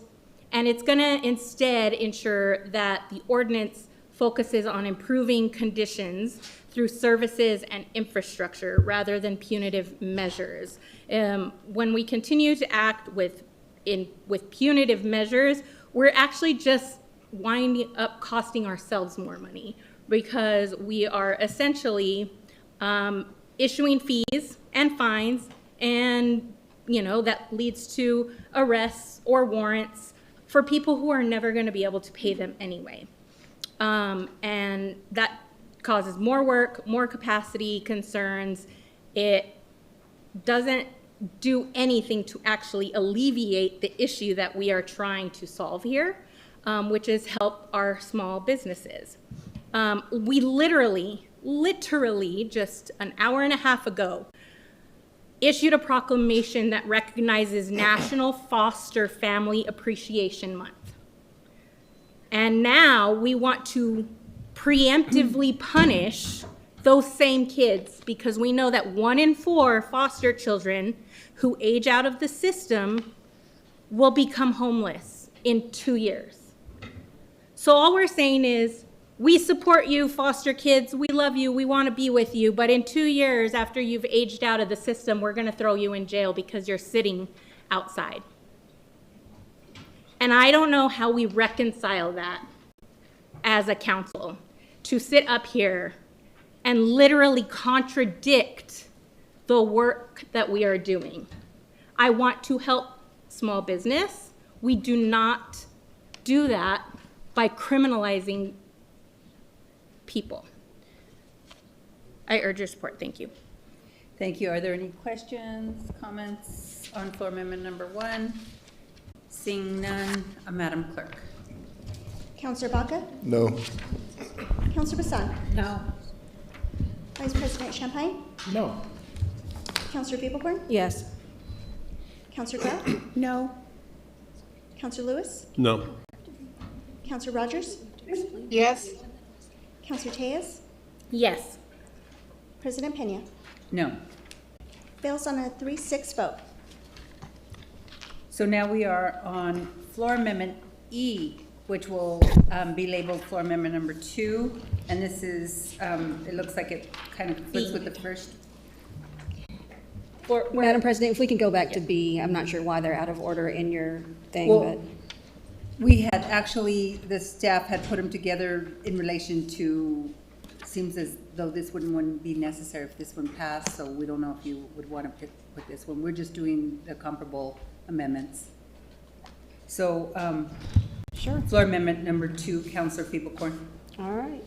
I will move floor amendment number 2, which will be, which is E in your packet. This is on page 5, lines 13 through 19. Delete the word sit. And so the point, I'll move that. Second. This is really just to remove the sit language in this ordinance. I went down to Looky Loo at the Lindy's Diner. Everybody knows I hurt my knee. I sat down. I don't think that's the intent here, is to say that, you know, if I sit down because my knee hurts, but I wanted to go walk around downtown, that I could get. And this is a large fine. This is a $500 fine or 30 days in jail. And so was just hoping that we could at least allow people to sit in the downtown area without a 30-day in jail or $500 fine. So there was a motion and a second by Councilor Tejas for floor amendment number 2. Are there any other questions? Seeing none, Madam, or did you want to close, Councilor Feeblecorn? Urge your support in letting me sit when I need to, when I'm injured. Thank you. Madam Clerk. Counselor Baca? No. Counselor Bassan? No. Vice President Champagne? No. Counselor Beeblehorn? Yes. Counselor Grout? No. Counselor Lewis? No. Counselor Rogers? Yes. Counselor Tejas? Yes. President Pena? Yes. Fails on a 3-6 vote. 4? I think that's incorrect. 4-5 vote. Okay, thank you very much. So now we are on floor amendment labeled F in your packet, and it will now become floor amendment number 3. Thank you, Madam President. I'll move floor amendment number 3. This is on page 5, line 13, changing "it is unlawful to" "no person shall." And then on page 7, line 3, amending that section to say, "provided, however, that a law enforcement officer shall first verify that a written warning has been issued. Otherwise, the officer shall issue a criminal trespass notification to a person for violating this section prior to the issuance of a citation or conducting arrest." Second.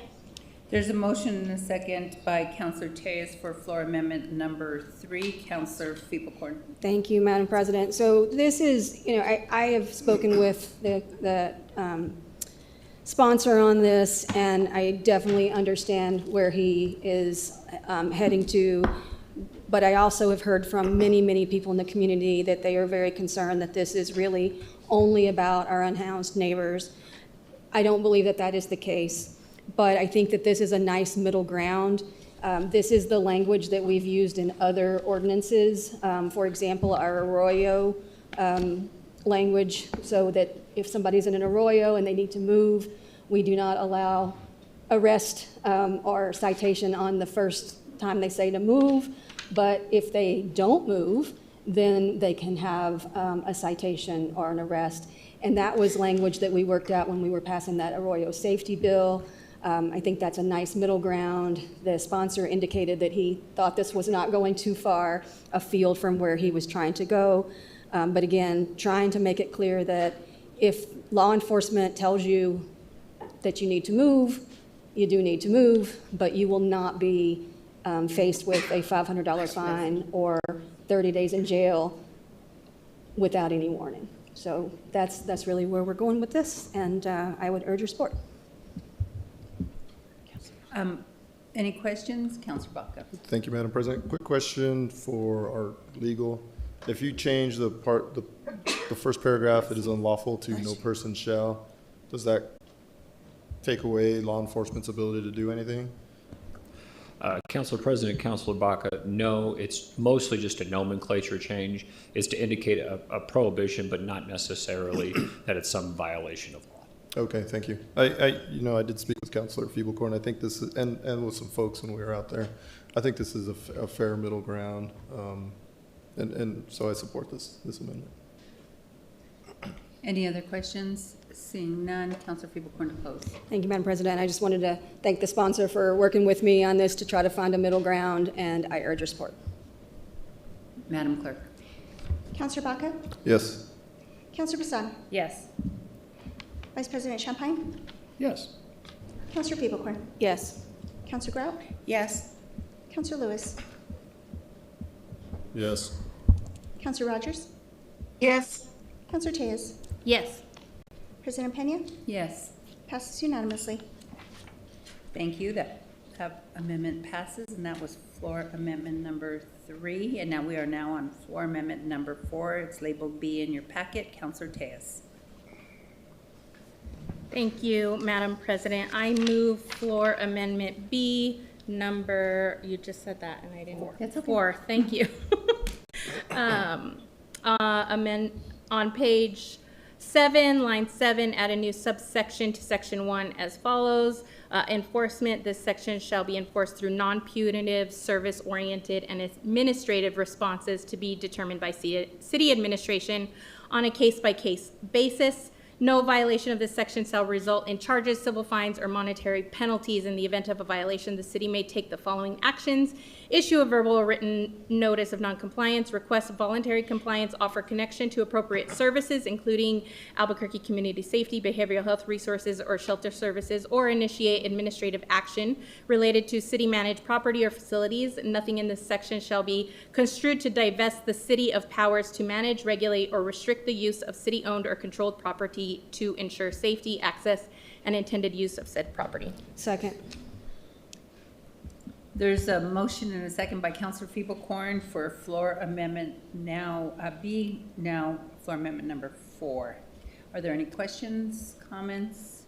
Councilor Tejas. Yep. Just want to, this amendment really just replaces the punitive enforcement with more service-based approach. Directing the city to respond through notice, voluntary compliance, connection with services. It maintains the city's ability to manage their property, ensure safe access, while shifting the response model toward outcomes that are actually more likely to improve stability. I urge your support. Thank you. Seeing no, that was opposed, yeah. Madam Clerk. Councilor Baca? No. Councilor Bassan? No. Vice President Champagne? No. Councilor Feeblecorn? Yes. Councilor Grout? No. Councilor Lewis? No. Councilor Rogers? Yes. Councilor Tejas? Yes. President Pena? Yes. Fails on a 4-5 vote. Thank you. We are now on to labeled floor amendment C in your packet, which will now become floor amendment number 5. Councilor Tejas. Thank you, Madam President. Move floor amendment number 5 on page 7, line 7, add a new subsection to section 1 as follows. Quarterly enforcement reporting. On a quarterly basis, the city shall report on the enforcement actions conducted in the ESSZ, including at minimum the following categories: number of engagements, voluntary compliance rates, service referrals and uptake, and changes in safety indicators within ESSZ. The quarterly enforcement reports shall be provided to City Council in the form of an executive communication. Second. There's a motion and a second on floor amendment number 5 by Councilor Tejas. Are there any questions, comments? Councillor Tejas. Thank you, Madam President. So this amendment really just requires quarterly reporting. We talk a lot about goals and objectives related to budget and what those outcomes are doing and whether what we are doing here on the council is actually making an impact to the improvement of lives in the city of Albuquerque. This amendment will ensure that we can actually capture data that can inform those outcomes. The reporting is distinct from annual service reports, and I urge your support. Thank you, Madam Clerk. Councillor Baca? No. Councillor Vincent? No. Vice President Champagne? Yes. Councillor Peoplecorn? Yes. Councillor Grout? No. I said no. Did you say Councilor Lewis? Councillor Lewis? Okay, sorry. No. Councillor Rogers? Yes? Councillor Tejas? Yes. President Pena? Yes. Just to clarify, Councillor Champagne, your vote was in favor? Yes. It passes on a 5-4 vote. Thank you. We are now on floor amendment number 6, which is labeled floor amendment number D in your packet. Councillor Tejas. Thank you, Madam President. Move floor amendment number 6. On page 5, line 20, edit subsection 923.8 to section 1 as follows. The designation process, the mayor may designate an enhanced service and safety zone by submitting an executive communication to City Council for approval. The designation shall include a report in which the mayor establishes the following: the purpose for the creation of the zone, findings that the criteria in section 923.5 have been satisfied, the enhanced city services under 923.6 that shall be implemented, an itemized funding plan utilizing existing departmental resources and indicating any anticipated additional funding or reallocated funding needs for the term of the zone, noting specifically, 1, the increase in departmental resources required for operations and/or staffing required to implement the enhanced services in a zone, and 2, the extent to which, if any, service reduction may occur in other areas due to the reallocation to a zone.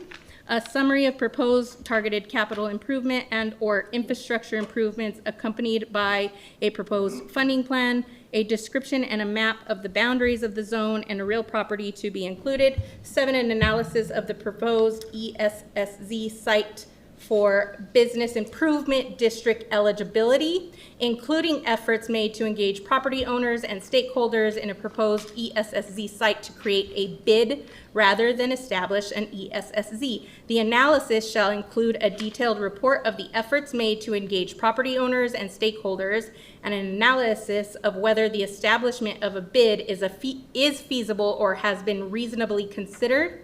Such other information necessary for the proper evaluation of the designation. Second. There's a motion and a second by Councillor Peoplecorn for floor amendment number 6. Councillor Tejas, any opening remarks? Yes, thank you. Really, this amendment does 2 things. It clarifies that there's a funding plan and that it must include details of departmental resources, increases for first responders, notably police, fire, and Albuquerque community safety, not limited, of course, and solid waste. Second, the amendment also mandates that ESSZ site must include an analysis of the site's eligibility for a bid, including efforts to engage property owners and stakeholders in a proposed ESSZ to create this bid. Basically, we have, this plan is to let us know if we can even afford this. We're obviously dealing with a budget crunch right now, and might be engaging in an unfunded mandate with this, as well as unfunded capacity with departments that have to respond to these. We need a baseline to regarding enhanced service levels. We got to know whether resources are going to be diverted from other areas. We got to know whether a business improvement district or another similar self-funded approach is feasible before we incur another subsidy by the city to pay for this. This ensures really the city is not going to create, again, an unfunded mandate or an unmanageable obligations, and is using the most appropriate and sustainable tool to address the needs of the area. I think, you know, we're obviously in a budget crunch, and we have a tool to achieve what this bill is already trying to achieve through the bid process. This is state law. We allow businesses and property owners within a defined area to organize, to self-assess, to fund enhanced services such as cleaning, safety, and economic activation. They're already structured. They're already locally governed. They're already supported with funding streams.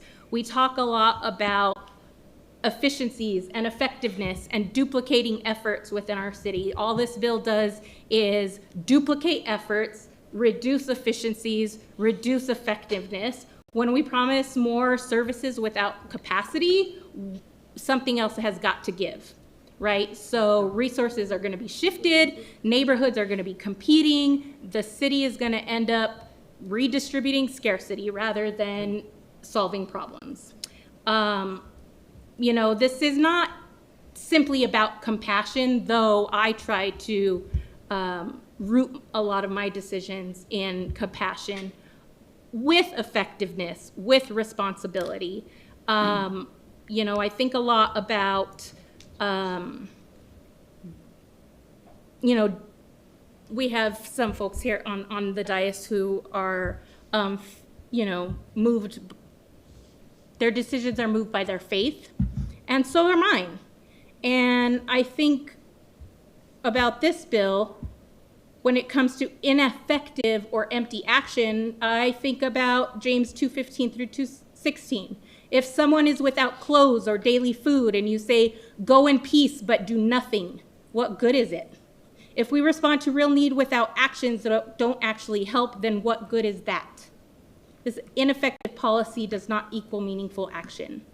This is about shifting burdens unfairly. I think about Matthew 23:4. They tie up heavy burdens and lay them on people's shoulders, but they themselves are not willing to lift a finger to move them. We should not be in the business of placing additional burdens on people without offering a path to actually lift them out. I support business. I want to be very clear, and I understand and I hear your frustrations, and I get what you're experiencing. You do deserve clean, safe, vibrant corridors. We all do. We deserve a city that shows up and delivers. But we have to ask ourselves, why do we keep defaulting to punishment as the primary solution? Why do we spend meeting after meeting talking about collaboration, respect, and shared responsibility, and then advance policies that divide our community and create new problems instead of solving them? This ordinance frames people and businesses against each other as if they are opposing sides, when we are all part of the same community, the same ecosystem, and we should not be forced to choose between supporting businesses and protecting our most vulnerable residents. We can and we must do both. I support our businesses, but that does not mean I support punishing people. We cannot keep saying we value our community. This is not a choice between businesses and people. It's about whether we are willing to do the harder work for real solutions, or are we just going to keep defaulting to the easiest ones and, quite frankly, the least effective? Thank you. I urge your support. Thank you. That wasn't a close. That was the open. So that was the opening. So there are several councilors signed up to speak. Councilor Baca. Thank you, Madam President. I'd like to say we're not defaulting on this. For the past 2.5 years, we spent quite a bit of time on this particular subject, the list of which I just went over when we started this discussion. I very much would invite Councilor Tejas to spend an afternoon with me downtown, or as you know, Councilor Champagne has joined me on multiple trips to go work with our ACS and our community partners to actually give some of this help.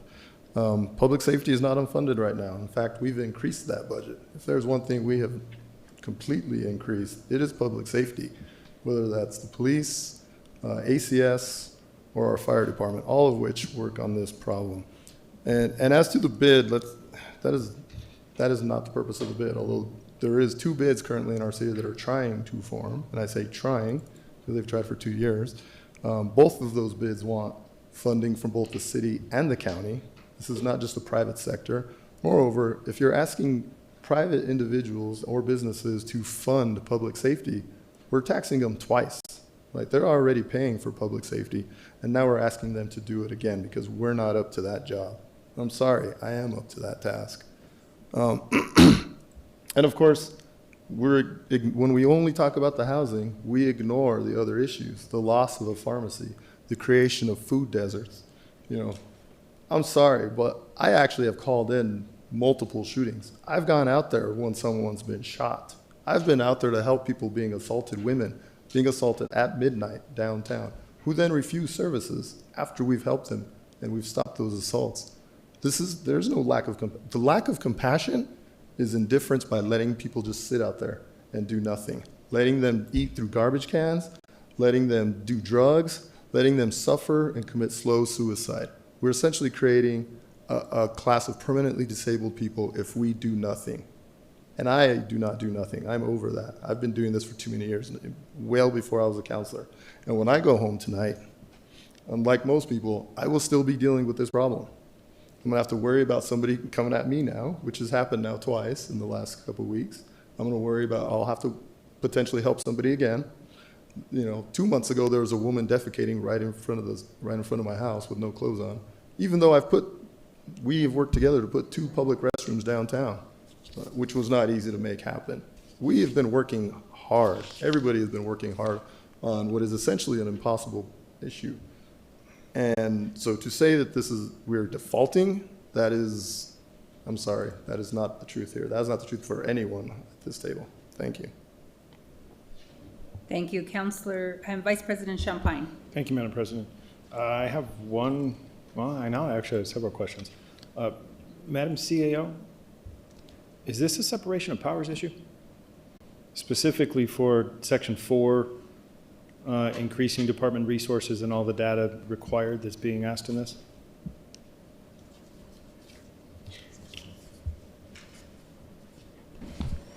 Madam President, Councillor Champagne, this specific Section 4 of this amendment, I just want to make sure that's what you're referencing. Yes, ma'am, Madam President, yes. And as much as it's very detailed and a lot of reporting back, but we seem to have this conversation quite a bit when this council asks for certain things, and I'm not putting this is in a gotcha moment in the sense of the administration points it out that is a separation of power, that we do the operations. The chief doesn't come and tell us, they tell you. You come and tell us how the overall picture is. Is this bleeding into that issue? Madam President, Councillor Champagne, I think we could make an argument, but I think because it's just asking us to report to you all how we intend to do the work, and where those resources are coming from, it would probably monetarily wise as well, pass the test that I'm just reporting it to you rather than you directing it. Okay. Madam President, and I'll keep you on the mic here for a minute. How much do we spend on Gateway a year? Madam President, Councillor Champagne, I know you think I'm going to say I know it's not a trick question. No, it's not. I think we provide contracts across all of those, and we've quantified that to be previously across all of our contracts. I think equal to about $25 million was our annually. Okay, and rough estimate. We spent in hundreds of millions on it. Correct, on the programs, on the buildings, the capital side of it, Madam President, Councillor Champagne, yes, we've made significant financial investments in the capital improvements across about $83 to $87 million of our total capital improvements across the entire Gateway system. Okay, and Madam President, correct me if you just agree with this or not, but I remember ACS coming in on Thursday during budget saying that they have 4,000 calls for service, transporting 1,000 people a month, 1,600 during the winter hours or the winter seasons, alleviating calls for service from APD. Correct? Madam President, Councilor Champagne, yes, if I can correct the record, they transported 6,000 individuals during the winter season to overnight shelter. And they've contacted several thousand a month, is that correct? And what do they do? Madam President, Councilor Champagne, I think what your question is about multiple departments and how we have interaction and services we work across a smattering of departments within the city, ACS, AFR, APD, solid waste, HHH, to ensure that we are providing all of the available resources and access every single time we have an interaction. And that includes everything from offering shelter to offering transport, offering the ability to have your items stored if you need them stored. We have a very focused process in terms of ensuring that we're offering those layers. It includes providing notice to anyone, as well as giving them the right to opportunity to move as well. Madam President and CAO, how much do we spend on housing vouchers through HHH annually? Madam President, Councilor Champagne, I want to get you an accurate number. You can guesstimate. Somewhere around $11 million, I think, across all contracts and direct funding. He's shaking his head in occurrence, yes, okay. And Madam President, one last question. How much did we spend on portable bathrooms, the fancy truck bathrooms that we got? Madam President, Councilor Champagne, I think I'd have to ask Councilor Rogers because I don't remember the final number. Anybody? I don't think anybody knows back there, so. But we spent a considerable amount of money to purchase these for the public to use that can be moved throughout the city in areas that need them, correct? Madam President, Councilor Champagne, the ones I was speaking to are the ones that Councilor Rogers purchased for her district. So previously, I don't know what we spent on mobile restrooms, but the restrooms we installed downtown, which are the portaloos, as referenced, those two restrooms. The one on Civic Plaza was about $750,000 for all of the infrastructure required, right, to plumb for that. Okay. Thank you, Madam CEO. Thank you, Madam President. Thank you. Councilor Rogers, it got warm in here, so I don't know if somebody turned that thing up. It's me, I apologize. So Councilor Rogers. Thank you, Madam President. I just have a question around, since we're talking about funding this program, and maybe this is for the sponsor, during your research, do we know what it would cost to operationalize this? I'll answer. Yes. Thank you, Madam President. So despite everybody calling this a downtown bill, it's not actually a downtown bill. This bill allows the mayor to designate certain areas throughout our city that he deems need that extra support with council oversight. So what is needed for downtown is going to be different from what's needed at, say, the fairgrounds or Central and San Mateo, which would be different from, somewhere on the, Central and Coors or, San Mateo and I-40. Those are all very, very different locations and scenarios.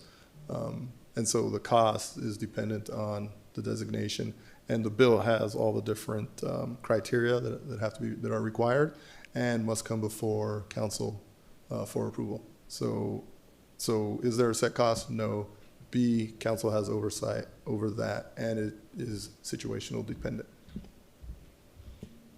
Thank you, Madam President. Councilor Baca. So obviously your intentions for bringing this forward are to, I would think, hoping it would come to downtown. So based on that, is there any idea of what this would cost code enforcement to actually, especially if this is germane to also the amendment that we're talking about, not the whole bill, because this amendment would, I think, add to that cost. So I'm just wondering if there was a baseline idea of what this would cost for code enforcement in the first place. Madam President. I think code enforcement probably 0 since this isn't a building structure. In terms of extra costs, depends, right? Within downtown, we already have quite a few police officers at night and during the day.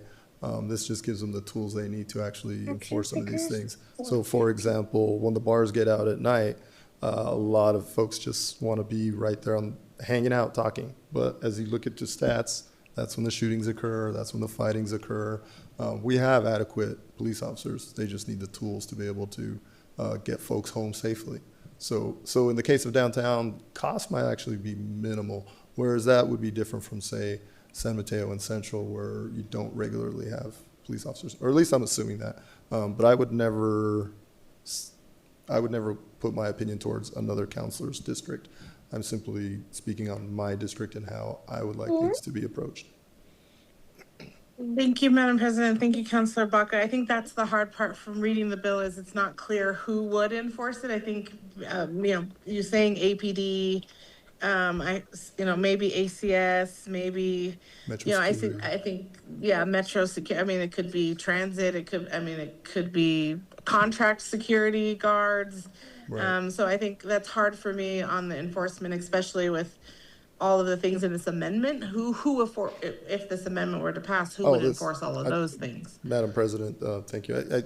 This amendment is onerous and adds an enormous amount of stuff that isn't in the bill. The bill itself lays out the criteria and what the budget is in there, I believe, and that has to come before us to decide. So in terms of this amendment, this is way onerous, and I'm confused by it as well. The bill by itself, I think, is pretty straightforward. Thank you. Do you want to check? Is that it, Councilor Rogers? Okay. Councilor Feeble-Corn. Thank you, Madam President. So I just have a couple of questions. I don't know enough about this to say on the number 7 on this amendment, but number 4 on this amendment does make a lot of sense to me. And so I would just like to think through that, saying that when a plan comes before us for designation, I think we can all probably guess that the first one of these is going to be downtown, and it probably should be. So no argument there. But I believe that for us to make a decision on whether to approve the plan, we should have some idea of the cost and how it's going to impact implementation of these same things in our neighborhoods, right? And so, and I don't know this. I would need to talk to the directors, but if they're going to get high-frequency street cleaning and maintenance services and the DMD budget is set, what does that mean for street cleaning in other areas of town?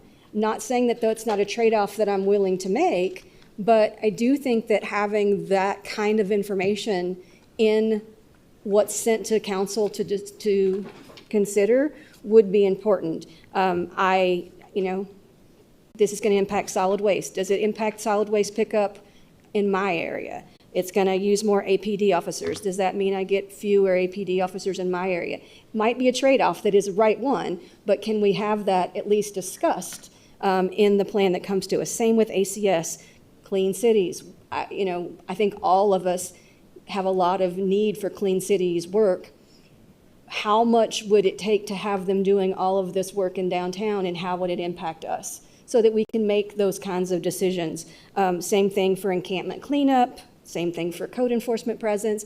Again, not saying that I would not vote to approve something that came to downtown, because I do think downtown has unique problems, but I do think there's something to be said about having some idea of what we're approving, and I think that number 4 in this proposed amendment would take care of some of that upfront planning, and so that we could have an idea of the trade-offs and an idea of what specifically we are prioritizing and planning.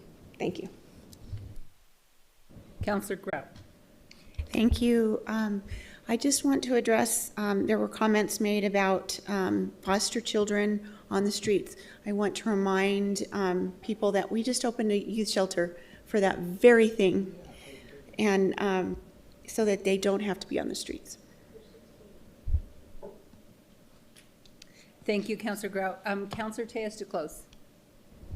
Thank you, Madam President. I just want to remind folks here, we already have a process that allows us to, through the Business Improvement Act, to promote and restore the economic vitality of areas within municipalities by allowing the establishment of business improvement districts. What these business improvement districts that we already have do is provide safe and clean services, marketing and special projects, management and advocacy. The bid will enhance services and support improvements as determined through a plan. Initial services will fit within those categories. So what these organizations, what these small businesses need, we already have an option for them to get that.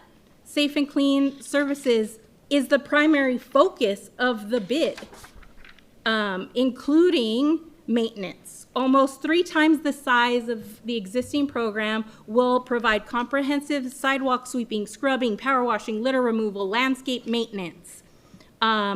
It provides a hospitality and safety ambassador program that can offer information, assistance, safety escorts, downtown visitors, workers and residents, outreach and connection to local service providers for downtown's unsheltered population and management of quality of life issues. We have a process. This is duplicative. We don't need this. Businesses can get all of these services. Now, it is a private sector initiative governed by ratepayers and designed to improve the environment. It's not charging a tax twice. It's already funded through our general funds. So I just don't understand why we're doing something that we already do. The other issue, other policy issue is, if this is not just for downtown, why did we only get downtown shooting crime data? What are the equity issues here? I don't have shooting crime data for my district, so I don't know how to prioritize those resources. I get that downtown is uniquely impacted.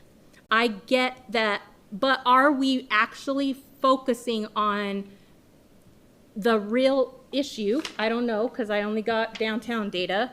Or are we only focusing on the most visible area?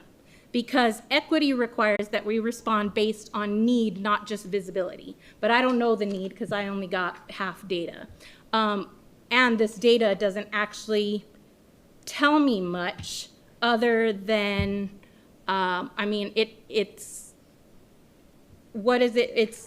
this ordinance targets sitting, sleeping, right-of-way behavior, cleanliness, general presence in the public space. It does not target shooting or firearm homicides. So it doesn't align with the broader policy as it's presented. The information shows that crime exists. We already know that. We know that crime exists. It does not tell us whether downtown is unique. It doesn't tell us whether things are worsening relative to other areas or whether this ordinance would change those outcomes. I get why you submitted this, Councilor Baca, Madam President, because it signals urgency and danger. It's a marketing ploy for your ordinance, and I get it. It's a good one. It's a snapshot list of specific shooting incidences in downtown. I get why you provided it, but it's descriptive. It's not analytical. It doesn't tell us anything. It only raises questions. Are other areas experiencing similar or worse violence? Are we concentrating resources based on data or based on perception? Are we creating geographical favoritism here? Because I think that's what we're doing. And again, you know, I support our businesses. I support allowing people to, I just want an ordinance that's not deeply problematic. I just want an ordinance that doesn't impede on our civil rights. That's, you know, I just want, if we create enhanced enforcement zones that restrict sitting, sleeping, resting in public rights of way, we are raising serious concerns. Many individuals who sit, we already talked, I mean, you know, Councilor Feeblecorn was talking about her knee. So if I have to sit because of knee pain, or what we're doing here is we're becoming ageist, and we're becoming ableist, and we're penalizing people for conditions that they cannot control. Madam President. Thank you. I urge your support. I'll call the question unless we're closing. Okay, she closed. So we are on floor amendment number 6. There was a motion and a second by Councilor Feeblecorn. Madam Clerk. Councilor Baca? No. Councilor Vincent? No. Vice President Champagne? No. Councilor Feeblecorn? Yes. Councilor Grout? No. Councilor Lewis? No. Councilor Rogers? No. Councilor Tejas? Yes. Yes. President Pena? Yes. Fails on a 3-6 vote. So now we are back on the bill as amended. Oh, yes, we just received, another one. This is floor amendment labeled G in your packet. It's now floor amendment number 7. Councilor Baca. Thank you, Madam President. When I was meeting with folks, it was brought up First Amendment activity. Of course, no city rule can override our our constitutional rights. However, I was just in a parade this past week. Downtown is ground zero for protest activity, both the good and the bad. And so I thought to put this amendment in, simply exemptions for the first, nothing this ordinance shall be construed to infringe upon any activities protected by the First Amendment of the United States Constitution, including but not limited to freedom of speech and right to assemble and protest. I urge your support. Second. There's a motion and a second by Councilor Feeblecorn for floor amendment number 7. Councilor Baca. I urge everyone's support. Are there any additional questions? So that's your close. Okay. Madam Clerk. Councilor Baca? Yes. Councilor Bassan? Yes. Vice President Champagne? Yes. Councilor Feeblecorn? Yes. Councilor Grout? Yes. Councilor Lewis? Yes. Councilor Rogers? Yes. Councilor Tejas? Yes. President Pena? Yes. Passes unanimously. So now we are back on the bill as amended 7 times. We'll go on to public comment, which, Mr. Cornelius, can you call our first speaker? Thank you, Madam President. Our first speaker is Daniel Williams, followed by Ilsa Beal.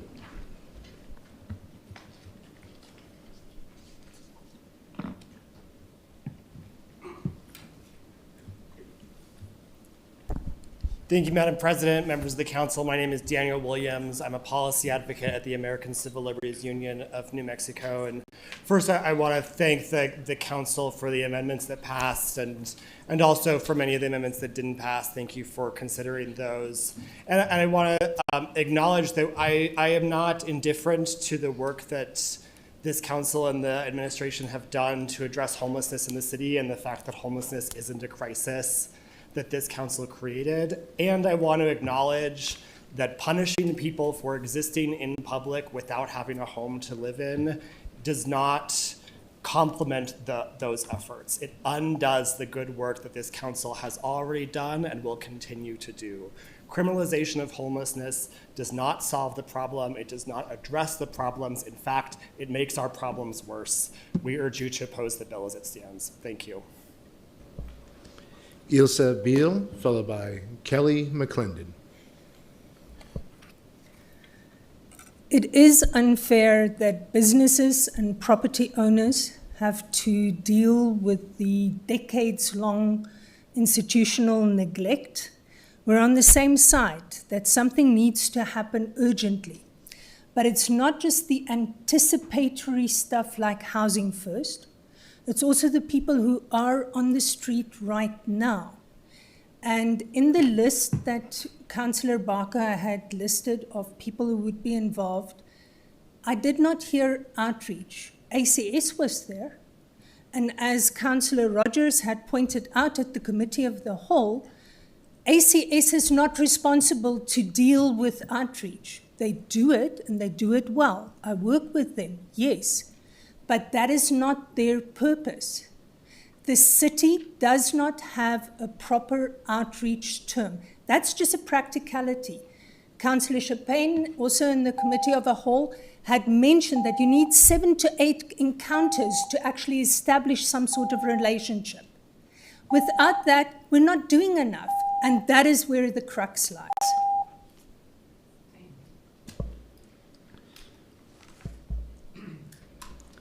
Kelly McClendon, followed by Marcelin Costner.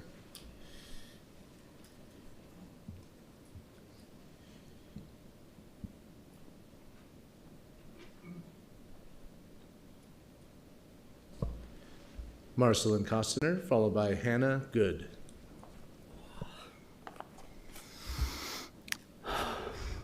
"2025 saw a 6-fold increase in charges for unlawful camping, a jump to 1,256 cases for obstructing sidewalks, and more trespassing charges than any year since 2017.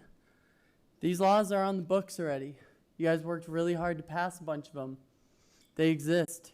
You're sweeping people every single day. We see it. You're destroying people's every belonging in the back of a waste management truck. This is still happening. This is actively happening. So we need more laws, more enforcement is going to magically fix this.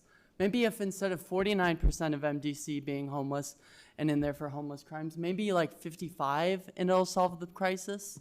You know, I think about like ways and things that would push me to commit crimes or to, out of desperation, steal things to, you know, make money. And I think about fines that are going to send me to jail.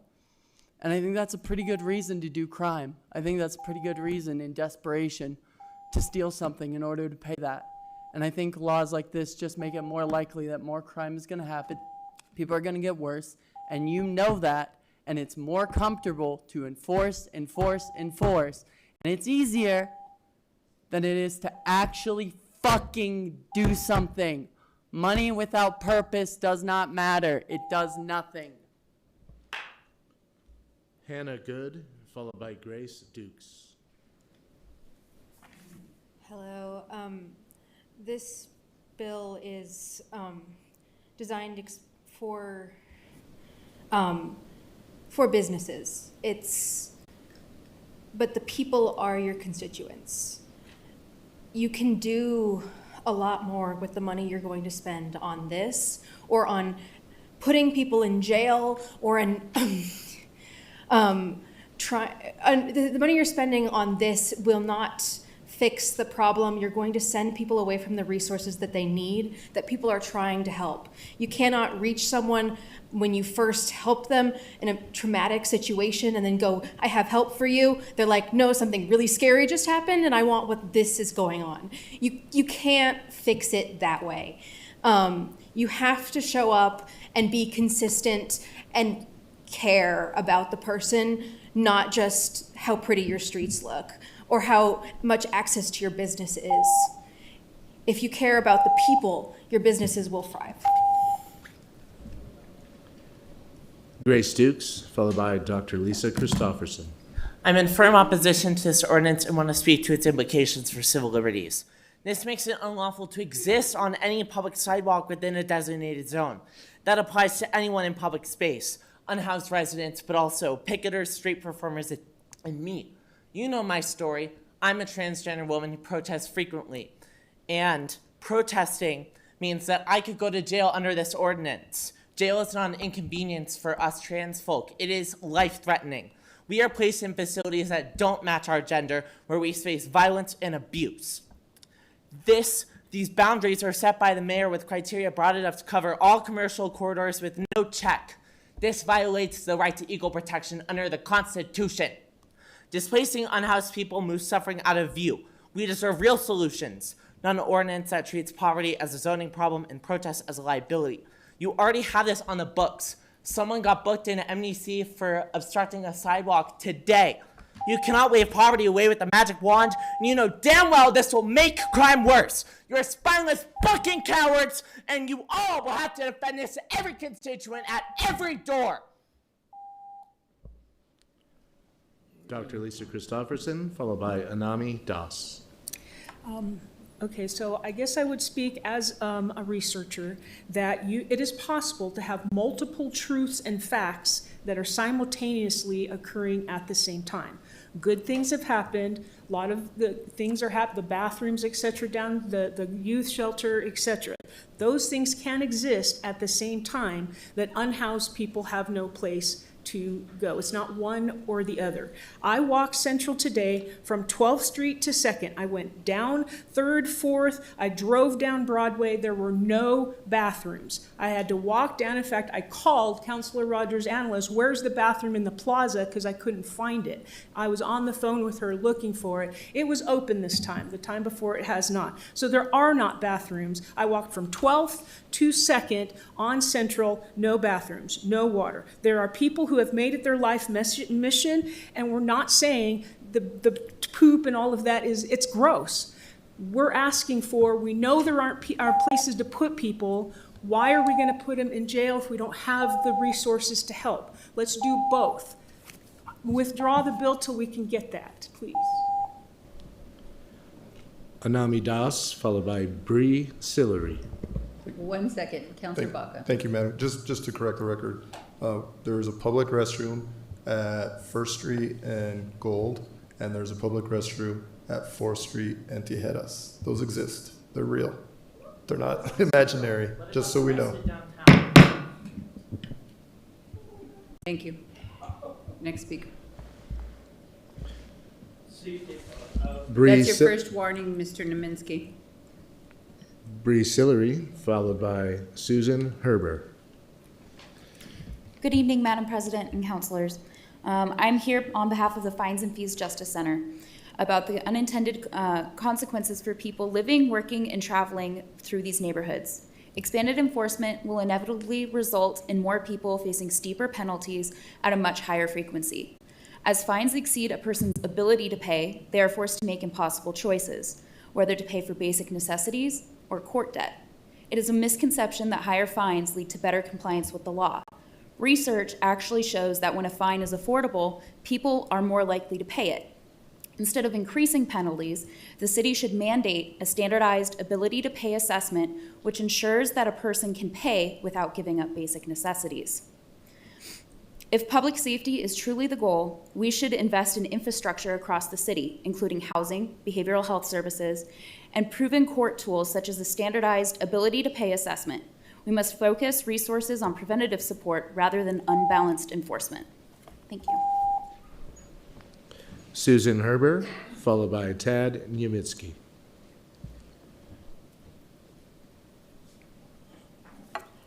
I am a longtime downtown resident and property owner.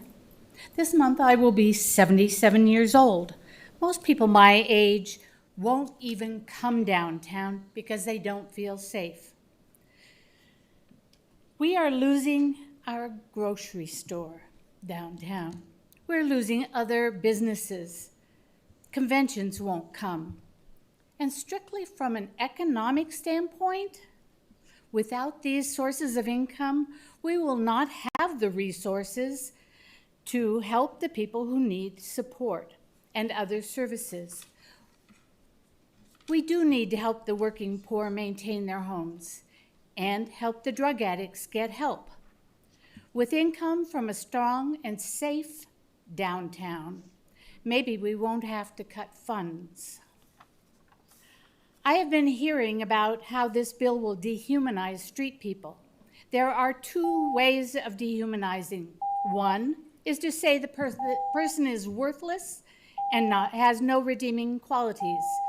Number two is that that person is incapable of being accountable for their own behavior. Those are both demeaning. Ted Yumitsky, followed by Benjamin Bean on Zoom. Let me lower down.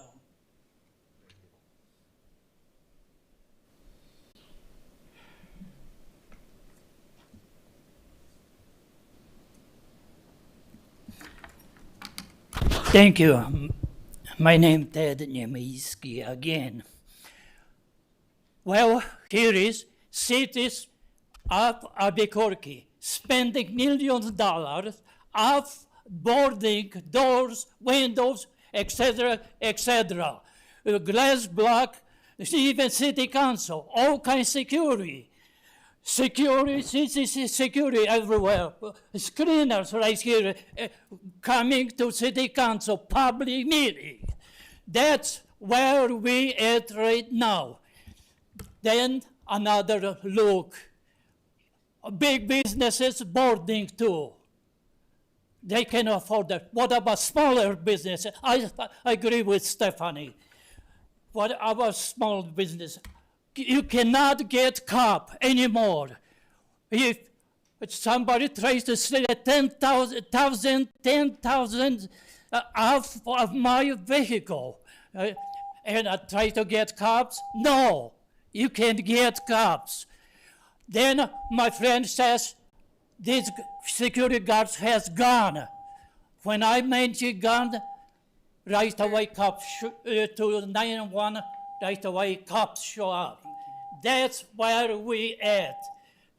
Cops don't do as little as possible. Benjamin Bean on Zoom.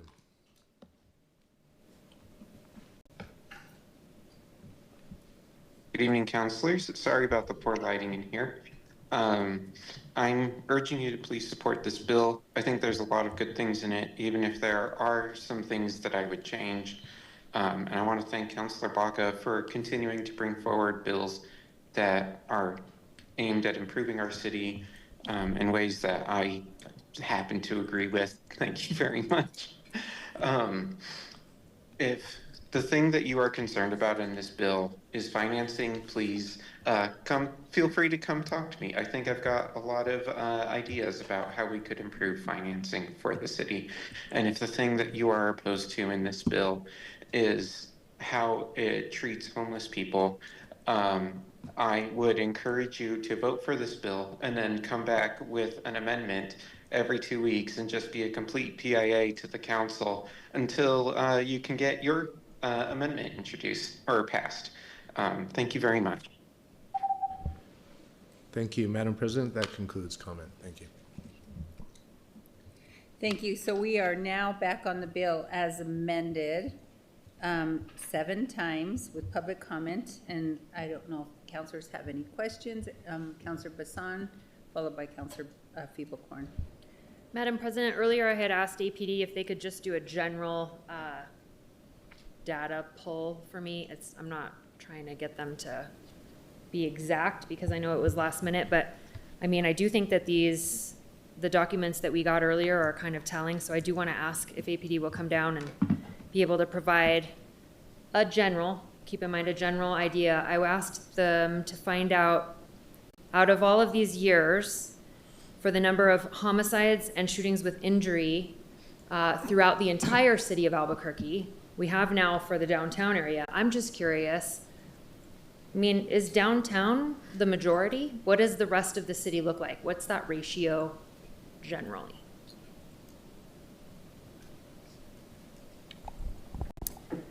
Councilor President and Councilor Bassan, we were able to find the homicides since 2003 from the city. And so if you look at 2023, 10 homicides were in the southwest, 24 in the valley. Foothills had 11, Northeast had 12, Northwest had 8, Southeast had 30. 2024, Southwest had 8, University had 9, Valley had 16, Foothills had 10, Northeast had 12, Northwest had 3, and Southeast had 35.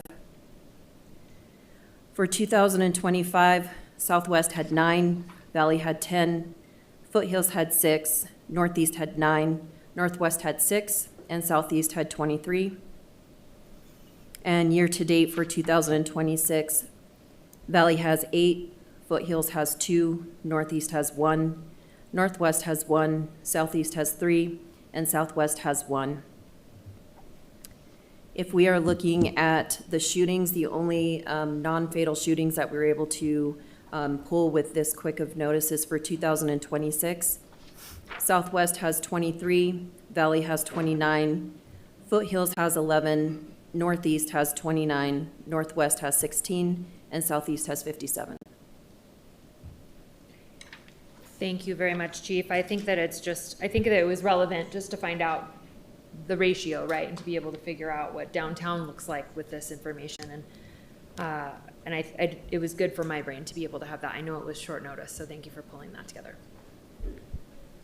Thank you. Councilor Bassan, Councilor Feeblecorn. Thank you, Madam President. Thank you, Councilor Bassan. That was super helpful for me too.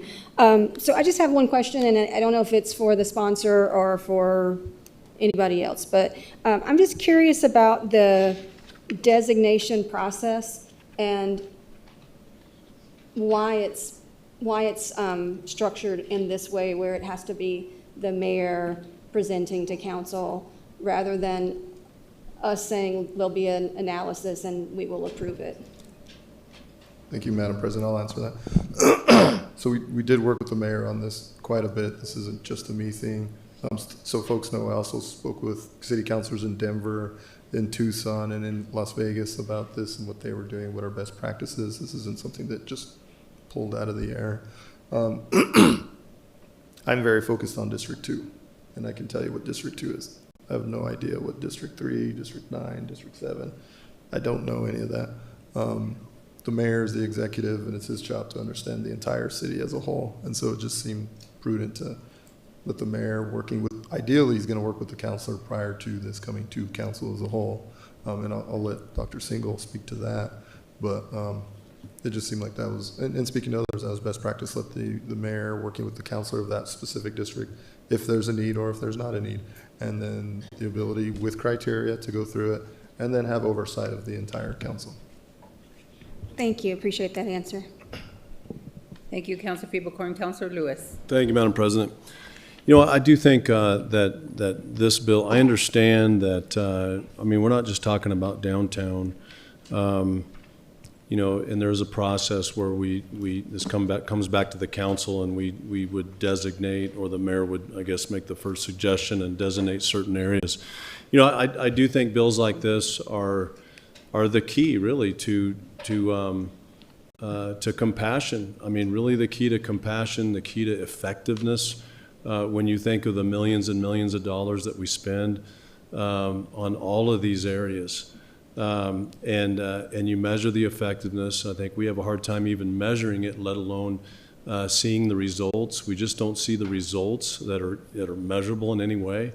But you know, this takes a step toward you know, combining the resources that we have with you know, a focus in an area where we could actually help people. I mean, I don't see it as punitive as much as it is of just focusing resources and help for people into specific areas.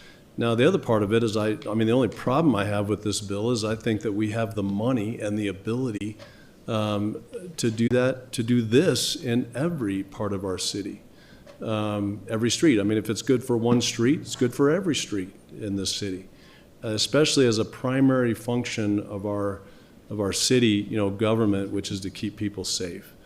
So, you know, if you don't want to be homeless, if you do not want to be homeless in the city of Albuquerque, you don't have to be homeless in the city of Albuquerque. If you don't want to go hungry in the city of Albuquerque, you don't have to go hungry. I mean, it's unbelievable.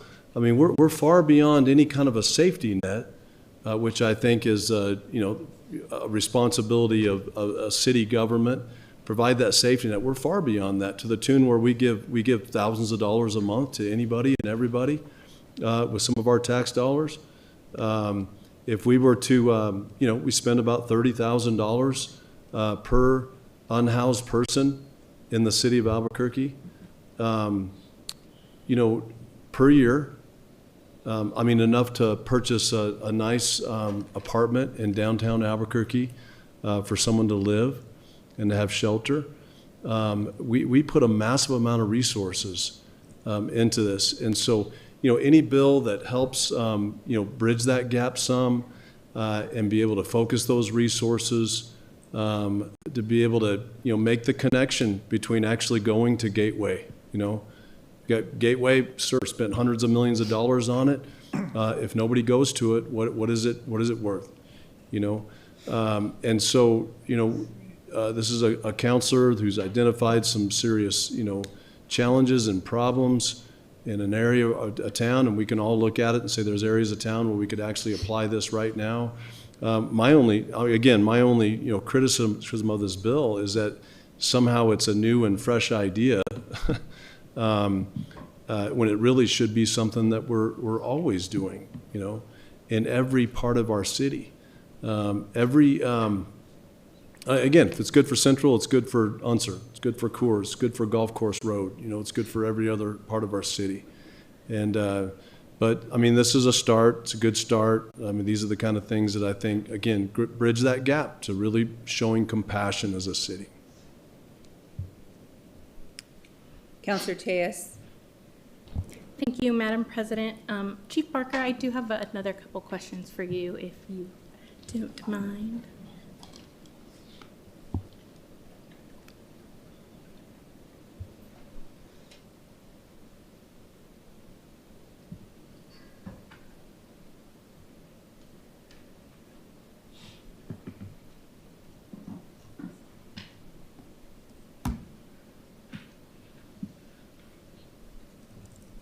Thank you so much. Chief, how many of in the shooting crime data, generally, you probably don't have the actual numbers, but generally, how many of the offenders here are unhoused individuals? Council President and Councilor Tejas, I don't have that data available. Okay. How many generally, do you have an idea, are these folks in your shooting crime data are repeat offenders or out on bond? Council President and Councilor Tejas, I don't have that data. It is something that we can pull up if we had the request in for that. Okay, just because I'm curious about, especially particularly curious about how many are unhoused. And how many might be out on bond? Specifically, those are on bond because I do recall that the state constitution was amended back in 2016, I believe, that actually removed the ability for judges to make the decision to hold individuals in jail, and put that onus on prosecutors to prove two elements: that a defendant is dangerous and that pretrial detention of a person is the only way to protect the safety of the community. And so my question is, if any of these are repeat offenders out on bond because a judge let them out, it's not actually the judge's fault that they got out on bond. It is the fault of the district attorney for failing to prove that the defendants were dangerous and that they should be held in pretrial detention. Is that correct?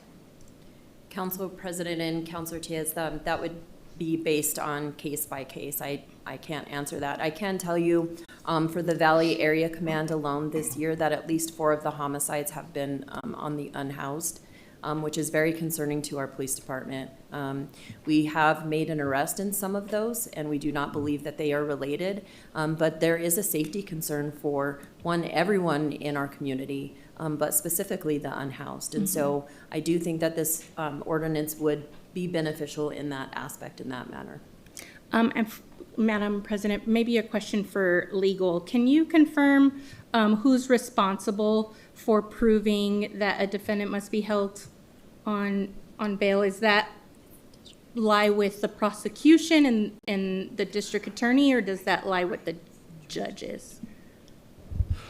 Council President, Councilor Tejas, that is a determination that's made based on generally speaking, on the danger that the prospective, person to be released would pose to society. There are multi-factor steps that go into that. So there's a test that creates that sort of public assessment for possible danger. And who's responsible for showing that danger? Who has the obligation to prove that danger? Council President, Councilor Tejas, generally falls on the prosecution, but there's a test that's put in through certain factors that have to be satisfied. And so those factors would have to be shown by the prosecution, but they're guided by case law and Right. by statute. Yeah, because I do remember that amendment.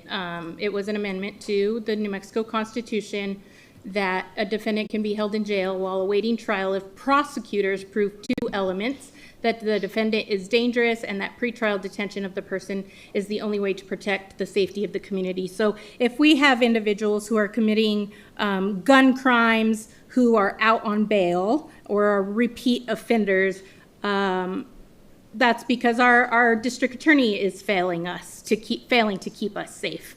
And it looks like these gun crimes are actually killing and hurting and affecting unhoused people more often than not. And my next question, Chief, is how cumbersome does the criminalization, perpetual sort of non-compliance, higher city cost process, how cumbersome is that? If you have to, if there's an unhoused person in public space sitting or storing behinds, and then you have to issue a citation, and then this person has to comply, and then the person can't comply long term, and then the enforcement repeats itself, and the legal consequences accumulate, and the barriers to housing and stability increase, and then non-compliance becomes permanent, and the city costs increase without improving outcomes. How cumbersome is that to your department? Council President and Councilor Tejas, I would state that the cumbersome comes with any case that we have. I think it's really important, that as police officers that we are enforcing the laws of the city and the state, and that we are not neglecting those duties based on how cumbersome that might be. I mean, we've talked about, going to court and different issues that we've seen in the judicial system, but we cannot let that affect the work that we do every day. Chief Barker, thank you. I'm just curious about, would you rather be going after perpetual noncompliance for unpaid fines due to sitting in public, or going after, those who are actually committing very dangerous crimes? Council President and Councilor Tejas, I think as a police department, it's again important for us to enforce all the laws. Obviously, violent crime is our priority, but we are, take an oath to, uphold the law, and that comes down to any ordinance or statute that comes to our attention. Thank you, Chief. I appreciate it. Thank you, Madam President. Just again, want to show that the city pays for repeated enforcement in items like this. We pay for the cleanup, we pay for the emergency response, we pay for the court processing, we pay for jail-related costs, we pay for legal work, staff time.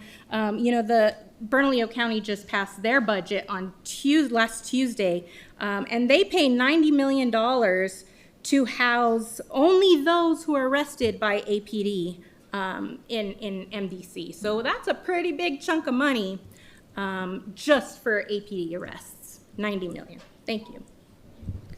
Thank you. Councilor Rogers.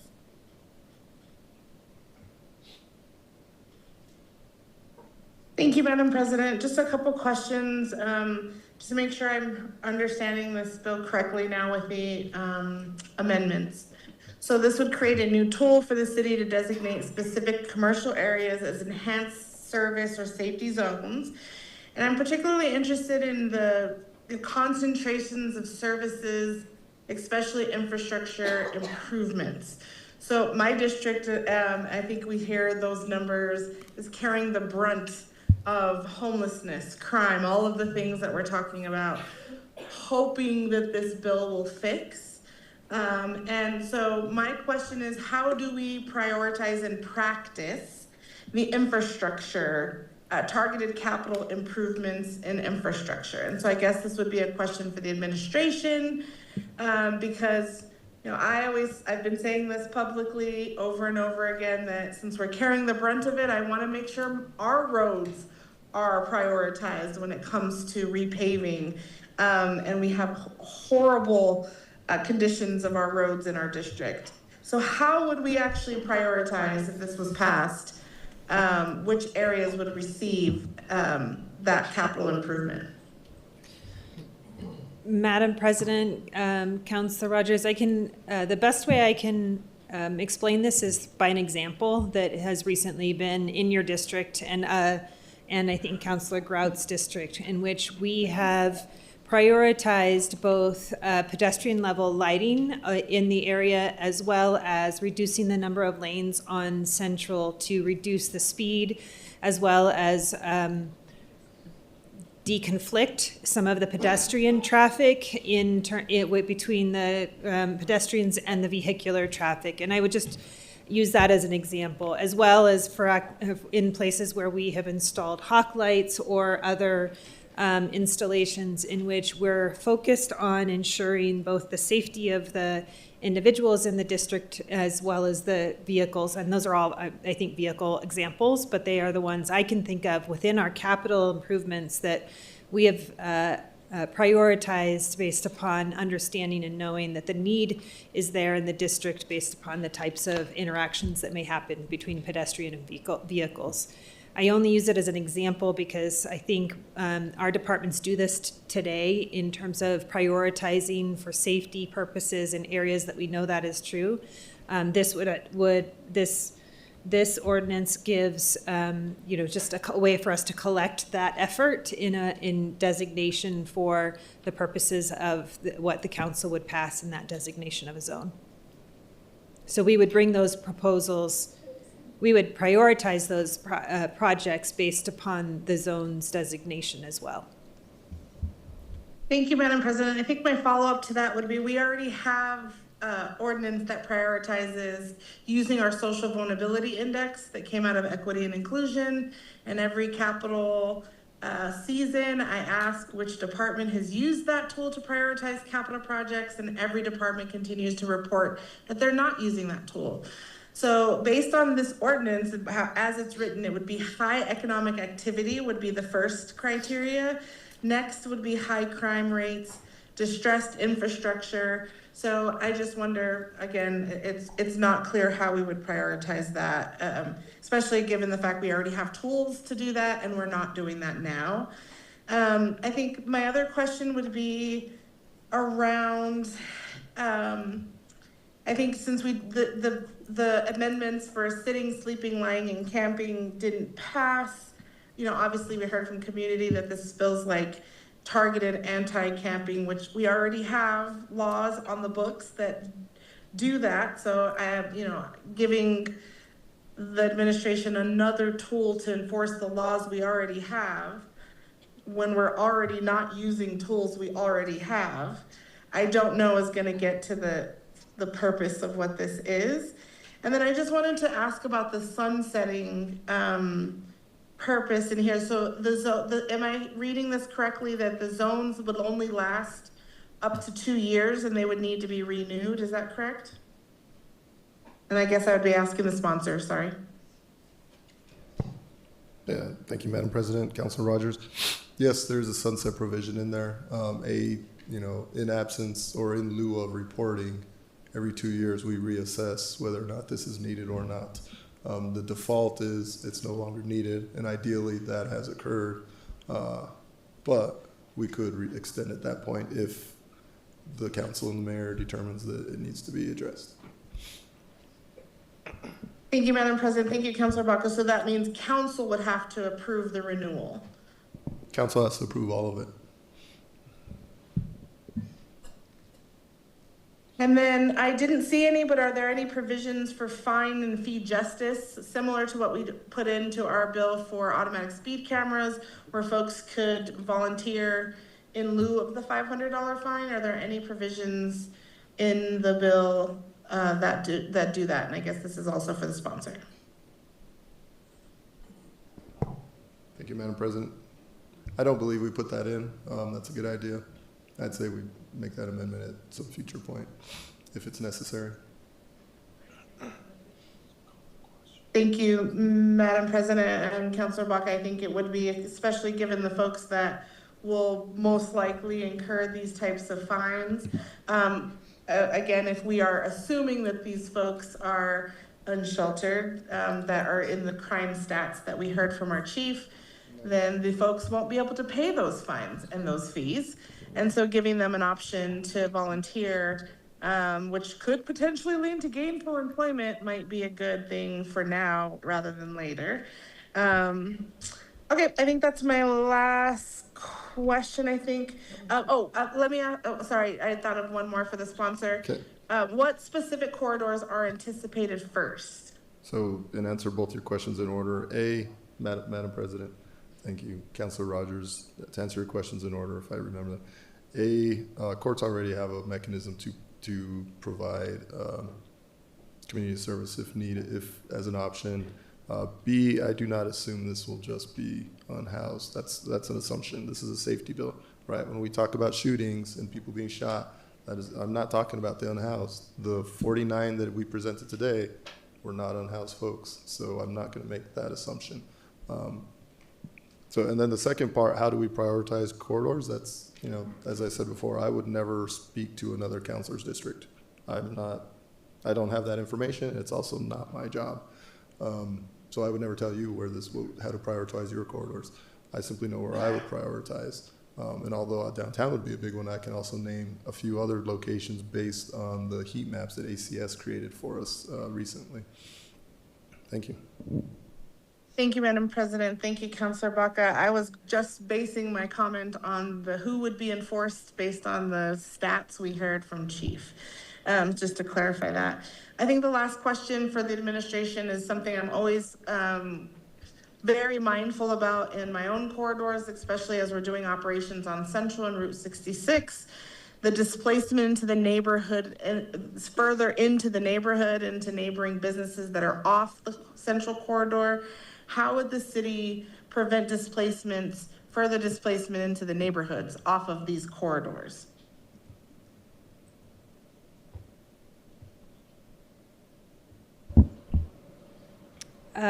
Madam President, Councilor Rogers, I think it's a complex answer in that we understand that individuals obviously move through freely across the city, and therefore, we don't have a strategy that would say that if you are within the zone and move outside of the zone, that somehow you are then enforced. Obviously, the enforcement would continue based on the zone's conditions outside of that. I think it depends on specifically what portions of this ordinance that you're relating to enforcement, but particularly in our actions that we already take as a city, we work on continually assessing where individuals may be, where they may be moving between locations. We are doing this work actively at all times to support individuals. As we've talked about, it takes multiple interactions with individuals to provide them the support that they potentially would accept. And so we work carefully to try to treat each individual person that we interact with, obviously based upon the knowledge and understanding we have of them. So whether you're talking law enforcement or ACS response, we have very different interactions all the time, as you know. And so unfortunately, there isn't an answer to say that we would prevent anyone from moving to other areas. However, it gives us an opportunity to utilize these extra tools that are within this ordinance to work with the communities that are designated as a zone, within that zone. Thank you, Madam President. Thank you. Thank you. So, Councilor Baca to close. Thank you, Madam President. I won't say too much because we've already spoken about this. This is a safety bill, not an unhoused bill, even though people want to make it all about that one topic. That said, that is one of the biggest issues in our city by far. Not just our city, the country, right? I was just in California. I've been to other cities.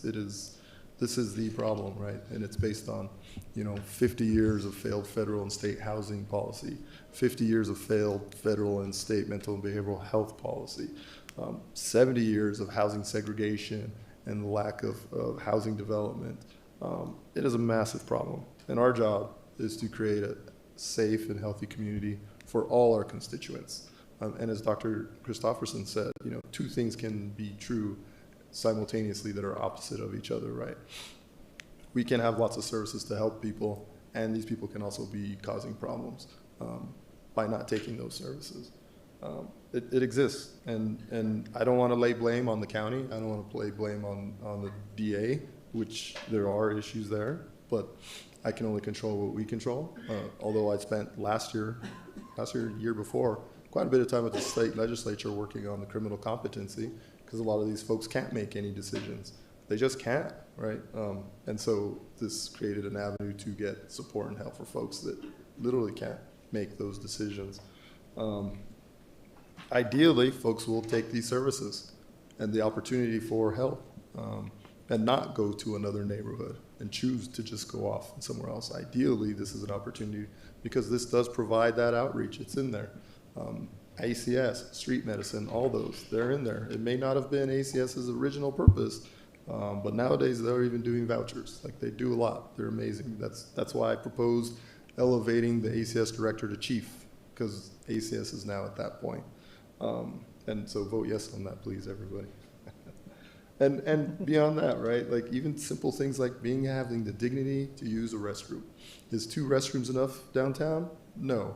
When we started this, there was 0, and we were spending $500,000 with Councilor Feeblecorn's initiative for public cleaning up. Literally $500,000 to clean up public waste. I rode with them. It was horrible.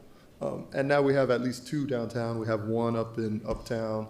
There's 1 in Old Town. It's not enough by any means, but it's happening. Lots of things are happening. This bill does not exist in a vacuum.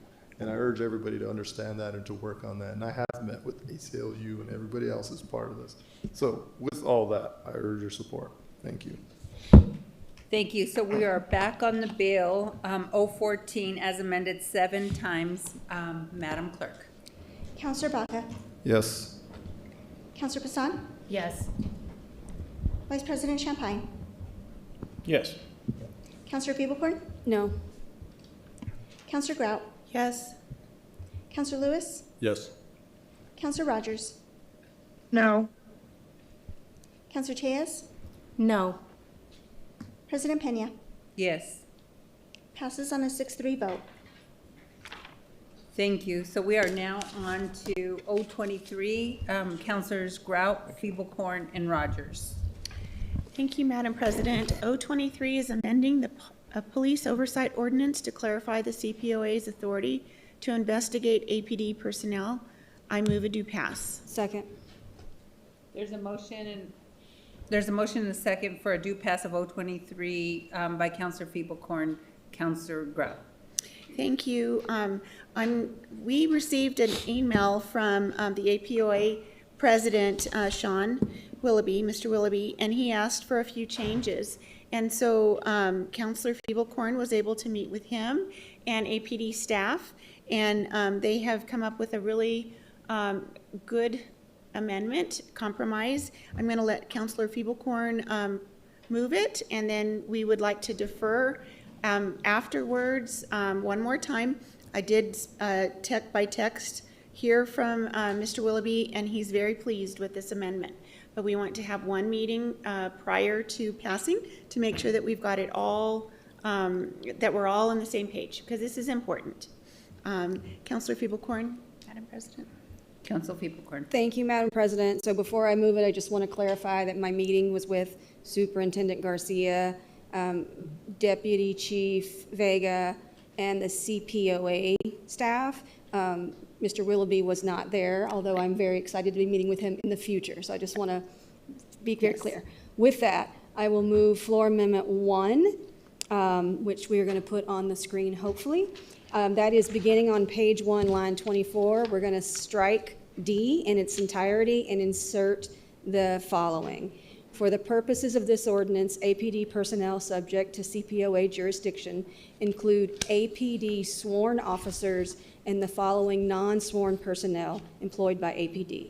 That includes police service aides, transit safety officers, prisoner transport unit officers, and any other non-sworn APD personnel who engage in direct interaction with the members of the public, exercise enforcement, regulatory, or public safety-related authority, perform duties historically or operationally associated with law enforcement, for example, responding to calls for service, conducting traffic or crash-related functions, preparing reports, or participating in investigations, wear uniforms, operate marked vehicles, or otherwise present as public safety or law enforcement personnel, and utilize on-body recording devices or other recording systems in the course of their official duties.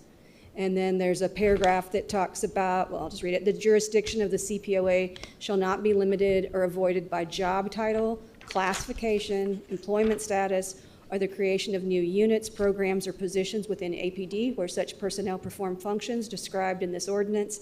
And C, nothing in this section shall be construed to limit the authority of the CPOA to investigate non-sworn APD personnel when such personnel are subjects of complaints arising from the same incident as sworn APD personnel. Second. So there's a motion, a second for floor amendment number 1 by Councilor Grout. Councilor People-Corn. Thank you, Madam President. So this is really, and I just again want to thank Superintendent Garcia, Deputy Chief Vega, who I don't believe is here, but they met with the CPOA staff and myself last week, and really I just appreciated the collaborative work to find something that worked for everyone, and I just want to thank them for that. What we're trying to get at with this amendment is when we originally wrote the CPOA ordinance, there were a few public safety officers or aides, and there were no transit security officers because they literally didn't exist yet. They were still over in transit. And so as things have changed, we saw the need to update this to clarify when CPOA is going to be investigating folks. And the language that's before us tonight, I think, is very clear. APD has signed off on it. The Superintendent of Police Reform has signed off on it. CPOA has signed off on it. The counselors involved, I believe, have signed off on it. Their name's on it, so yes. And we will be meeting with the police union, hopefully this week, to clarify if there's any further changes needed before we move forward. So with that, I just hope we can get this adopted so that we are all working from the same final version when we meet with the police union this week. Thank you. Any questions? And I know we have, I think, one person signed up to, no, we don't. Yes. Do we? Not on the amendment. We're on the amendment right now. Sorry. Any other counselors' questions? Seeing none, Councilor People-Corn to close. Urge your support. Madam Clerk. Councilor Bassan? Yes. Vice President Champagne? Yes. Councilor People-Corn? Yes. Councilor Grout? Yes. Councilor Lewis? Yes. Councilor Rogers? Yes. Councilor Tejas? Yes. President Pena? Yes. Passes on an 8-0 vote. So we're back on the bill as amended. So Councilor Grout, I think you wanted to make another motion? Oh, there, yes, there is. I was told there was no public comment. Okay, so thank you for that. We do want to defer as amended, to the May 18th council meeting. There's a motion and a second for deferral to May 18th by Councillor Bassan. Is there any discussion? Madam Clerk. Wait. Oh, Madam President, sorry. Do we have an R23 coming up, or was that a typo on the public comment? Because I feel as though public comment probably is O23. Madam President, Councilor Bassan, R23 was one of the bills that was pulled from the letter of introduction. Thank you. Madam Clerk. Councilor Bassan? Yes. Vice President Champagne? Yes. Councilor Peebles-Corn? Yes. Councilor Grout? Yes. Councilor Lewis? Yes. Councilor Rogers? Yes. Councilor Tejas? Yes. President Pena? Yes. Passes on an 8-0 vote. Great. We are now on R6. These are Councilors Peebles-Corn and Rogers. Thank you, Madam President. R6 is designating approximately 36 acres on San Pedro Drive as blighted, approving an expansion amendment to the boundary of the Near Heights Metropolitan Redevelopment Area, approving a corresponding substantial amendment to the Near Heights Metropolitan Redevelopment Area Plan, amending Section 11211 of the Code of Resolutions. I move a do pass. Second.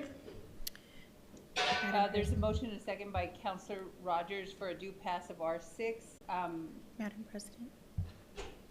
Okay, I was going to ask Julie. Okay, Councilor Grau.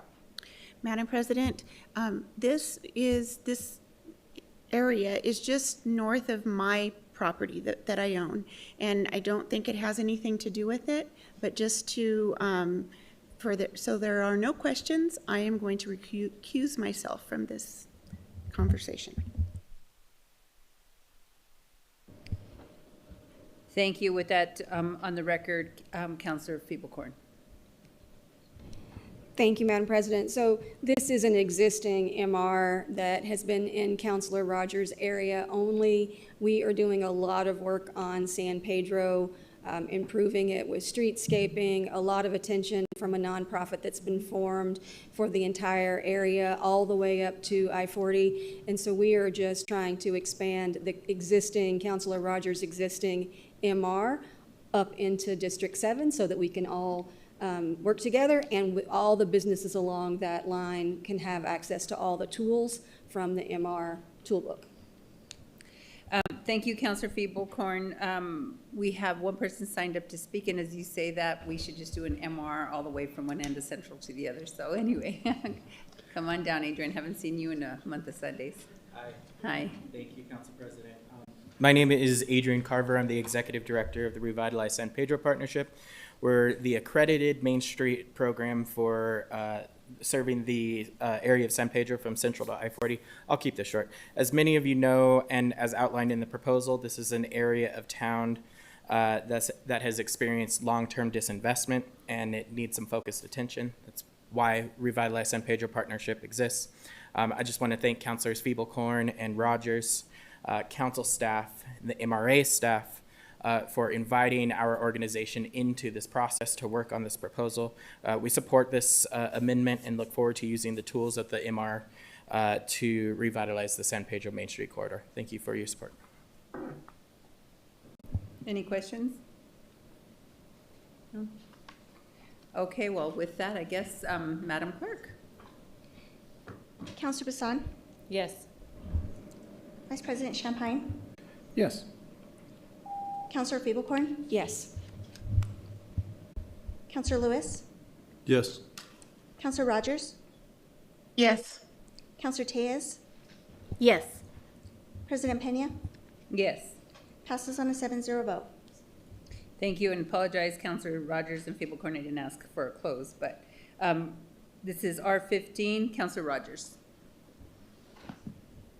Thank you, Madam President. R15 is adopting the 2026 Action Plan and Program Investment Summary for the expenditure of Community Development Block Grant, CDBG Home Investment Partnerships Program, Home Money, and Emergency Solutions Grant, ESG funds, Workforce Housing Trust funds, providing an appropriation to the Department of Health, Housing, and Homelessness for the 2026 U.S. Department of Housing and Urban Development HUD entitlement and Workforce Housing Trust.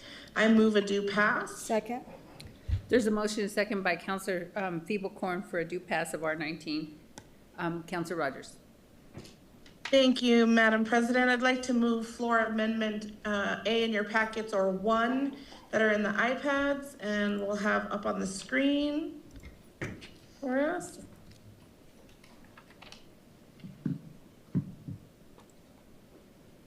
Thank you, Mr. Cornelius. Floor amendment number 1 begins on page 1, line 9, and we are just taking out the word workforce housing trust funds. And then on page 1, line 21, we're going to add the following whereas clause, whereas workforce training trust funds in the amount of 10 million were appropriated in R25-206. This title of the legislation says that the resolution appropriates workforce housing trust funds, but it really does not. Those funds were already appropriated, so we just wanted to call that out for alignment. And the attachment accompanies the legislation, but it does reference the workforce housing trust fund. So it's appropriate to keep in the legislation, but it's not appropriated in the legislation. So we just wanted to make that clear. And I move a due pass. Second. There's a motion and a second for floor amendment number 1 by Councilor Feeblecorn. Any questions? Yeah, there was a second. So, any questions? Councilor Rogers to close.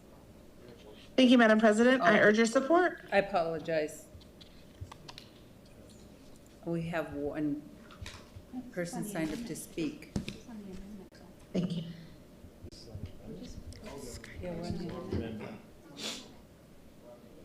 Okay, I was like, is there really on an amendment? So that's okay, don't worry. I'm usually guilty of that. So, okay, so Madam Clerk, sorry. Councilor Baca? No worries. Yes. Councilor Bassan? Yes. Vice President Champagne? Yes. Councilor Feeblecorn? Yes. Councilor Grout? Yes. Councilor Lewis? Yes. Councilor Rogers? Yes. Councilor Tejas? Yes. President Pena? Yes. Passes unanimously. That amendment passes. We're back on the bill as amended. Any questions? Seeing none, Councilor Rogers to close. Oh, did you? Oh, we have a speaker. Now we have a speaker. God almighty. Mr. Cornelius, now it's my turn. See, I told you. Thank you, Madam President. We have Tad Nemitsky signed up to speak.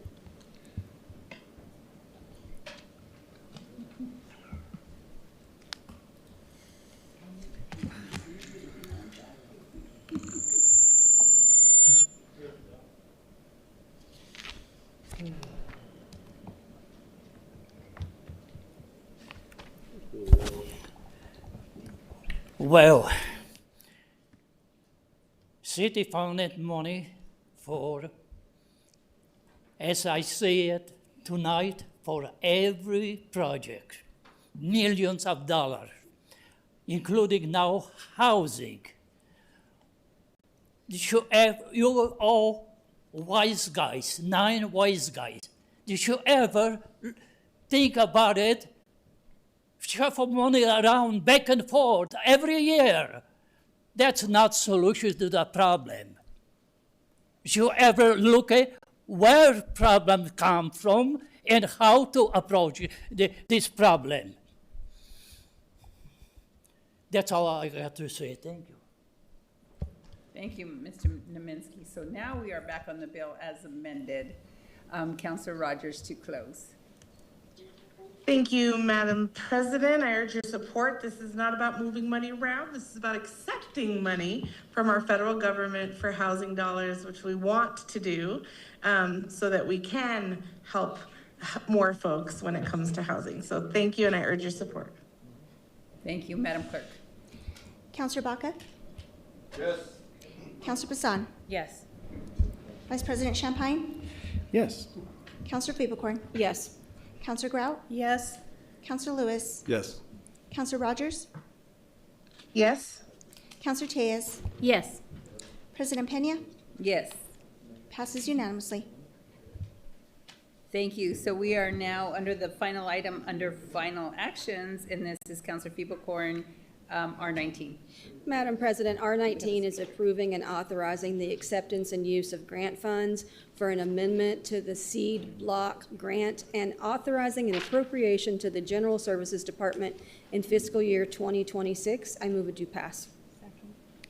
There's a motion and a second by Councillor Grout for a due pass of R19. Councillor Feeblehorn. Thank you, Madam President. In keeping with the last one, this is getting money from the state in this situation, but these are funds that will help low-income folks improve their energy efficiency and reduce their energy burden. So very, very thankful to the state for the grant.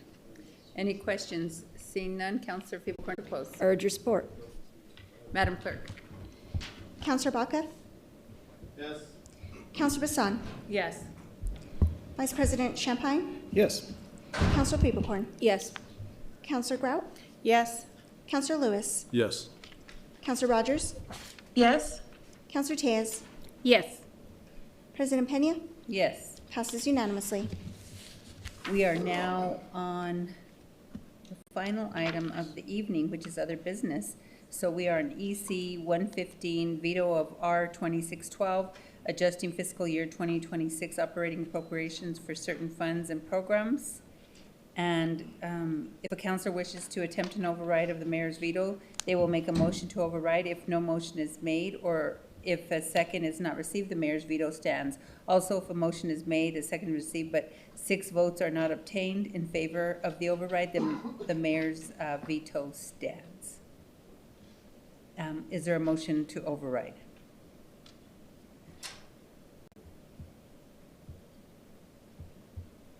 Seeing none, we move on to EC 145.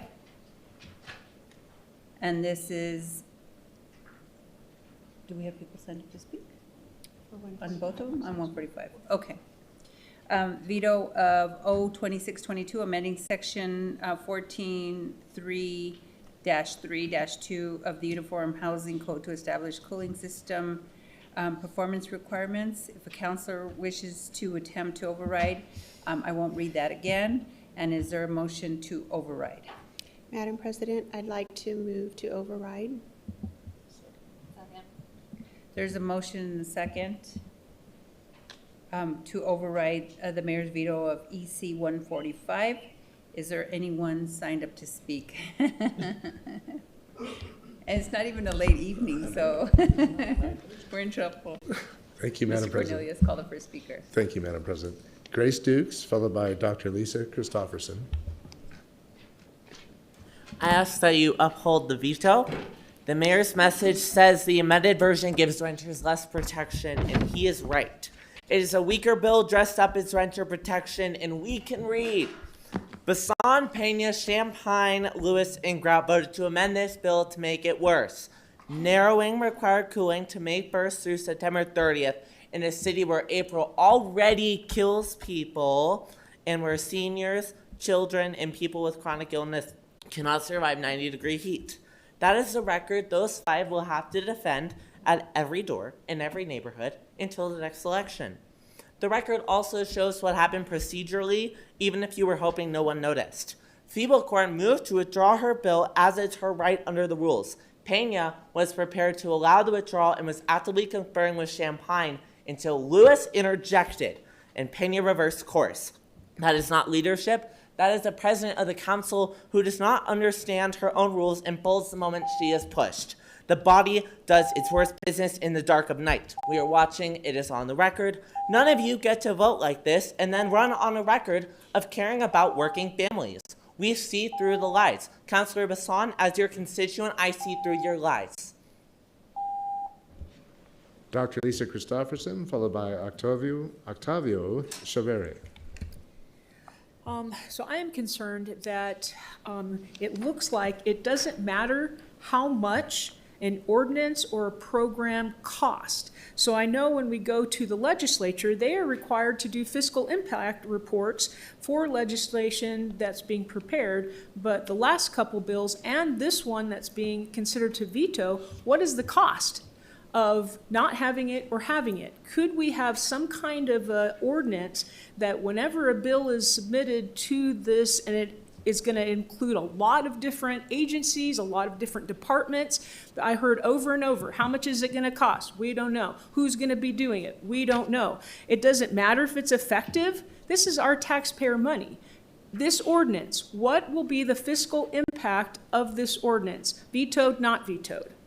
We don't know in the community how much money is being spent on whatever. I listened to the committee of the whole again and again. Is this program effective? How much does it cost? Did not get those answers. I suggest we do. Octavio Chavere? Doesn't seem like he is present. Also, Madam President, our 3 signups for Zoom are not present online, so that concludes comment. Thank you. Okay, thank you. So there is a motion on the floor to override the mayor's veto of EC 145. Are there any questions? Madam Clerk. Counselor Baca? No. Counselor Bassan? Yes. Vice President Champagne? Yes. Counselor Peebles-Corn? No. Counselor Grout? Yes. Counselor Lewis? Yes. Counselor Rogers? No. Counselor Tejas? No.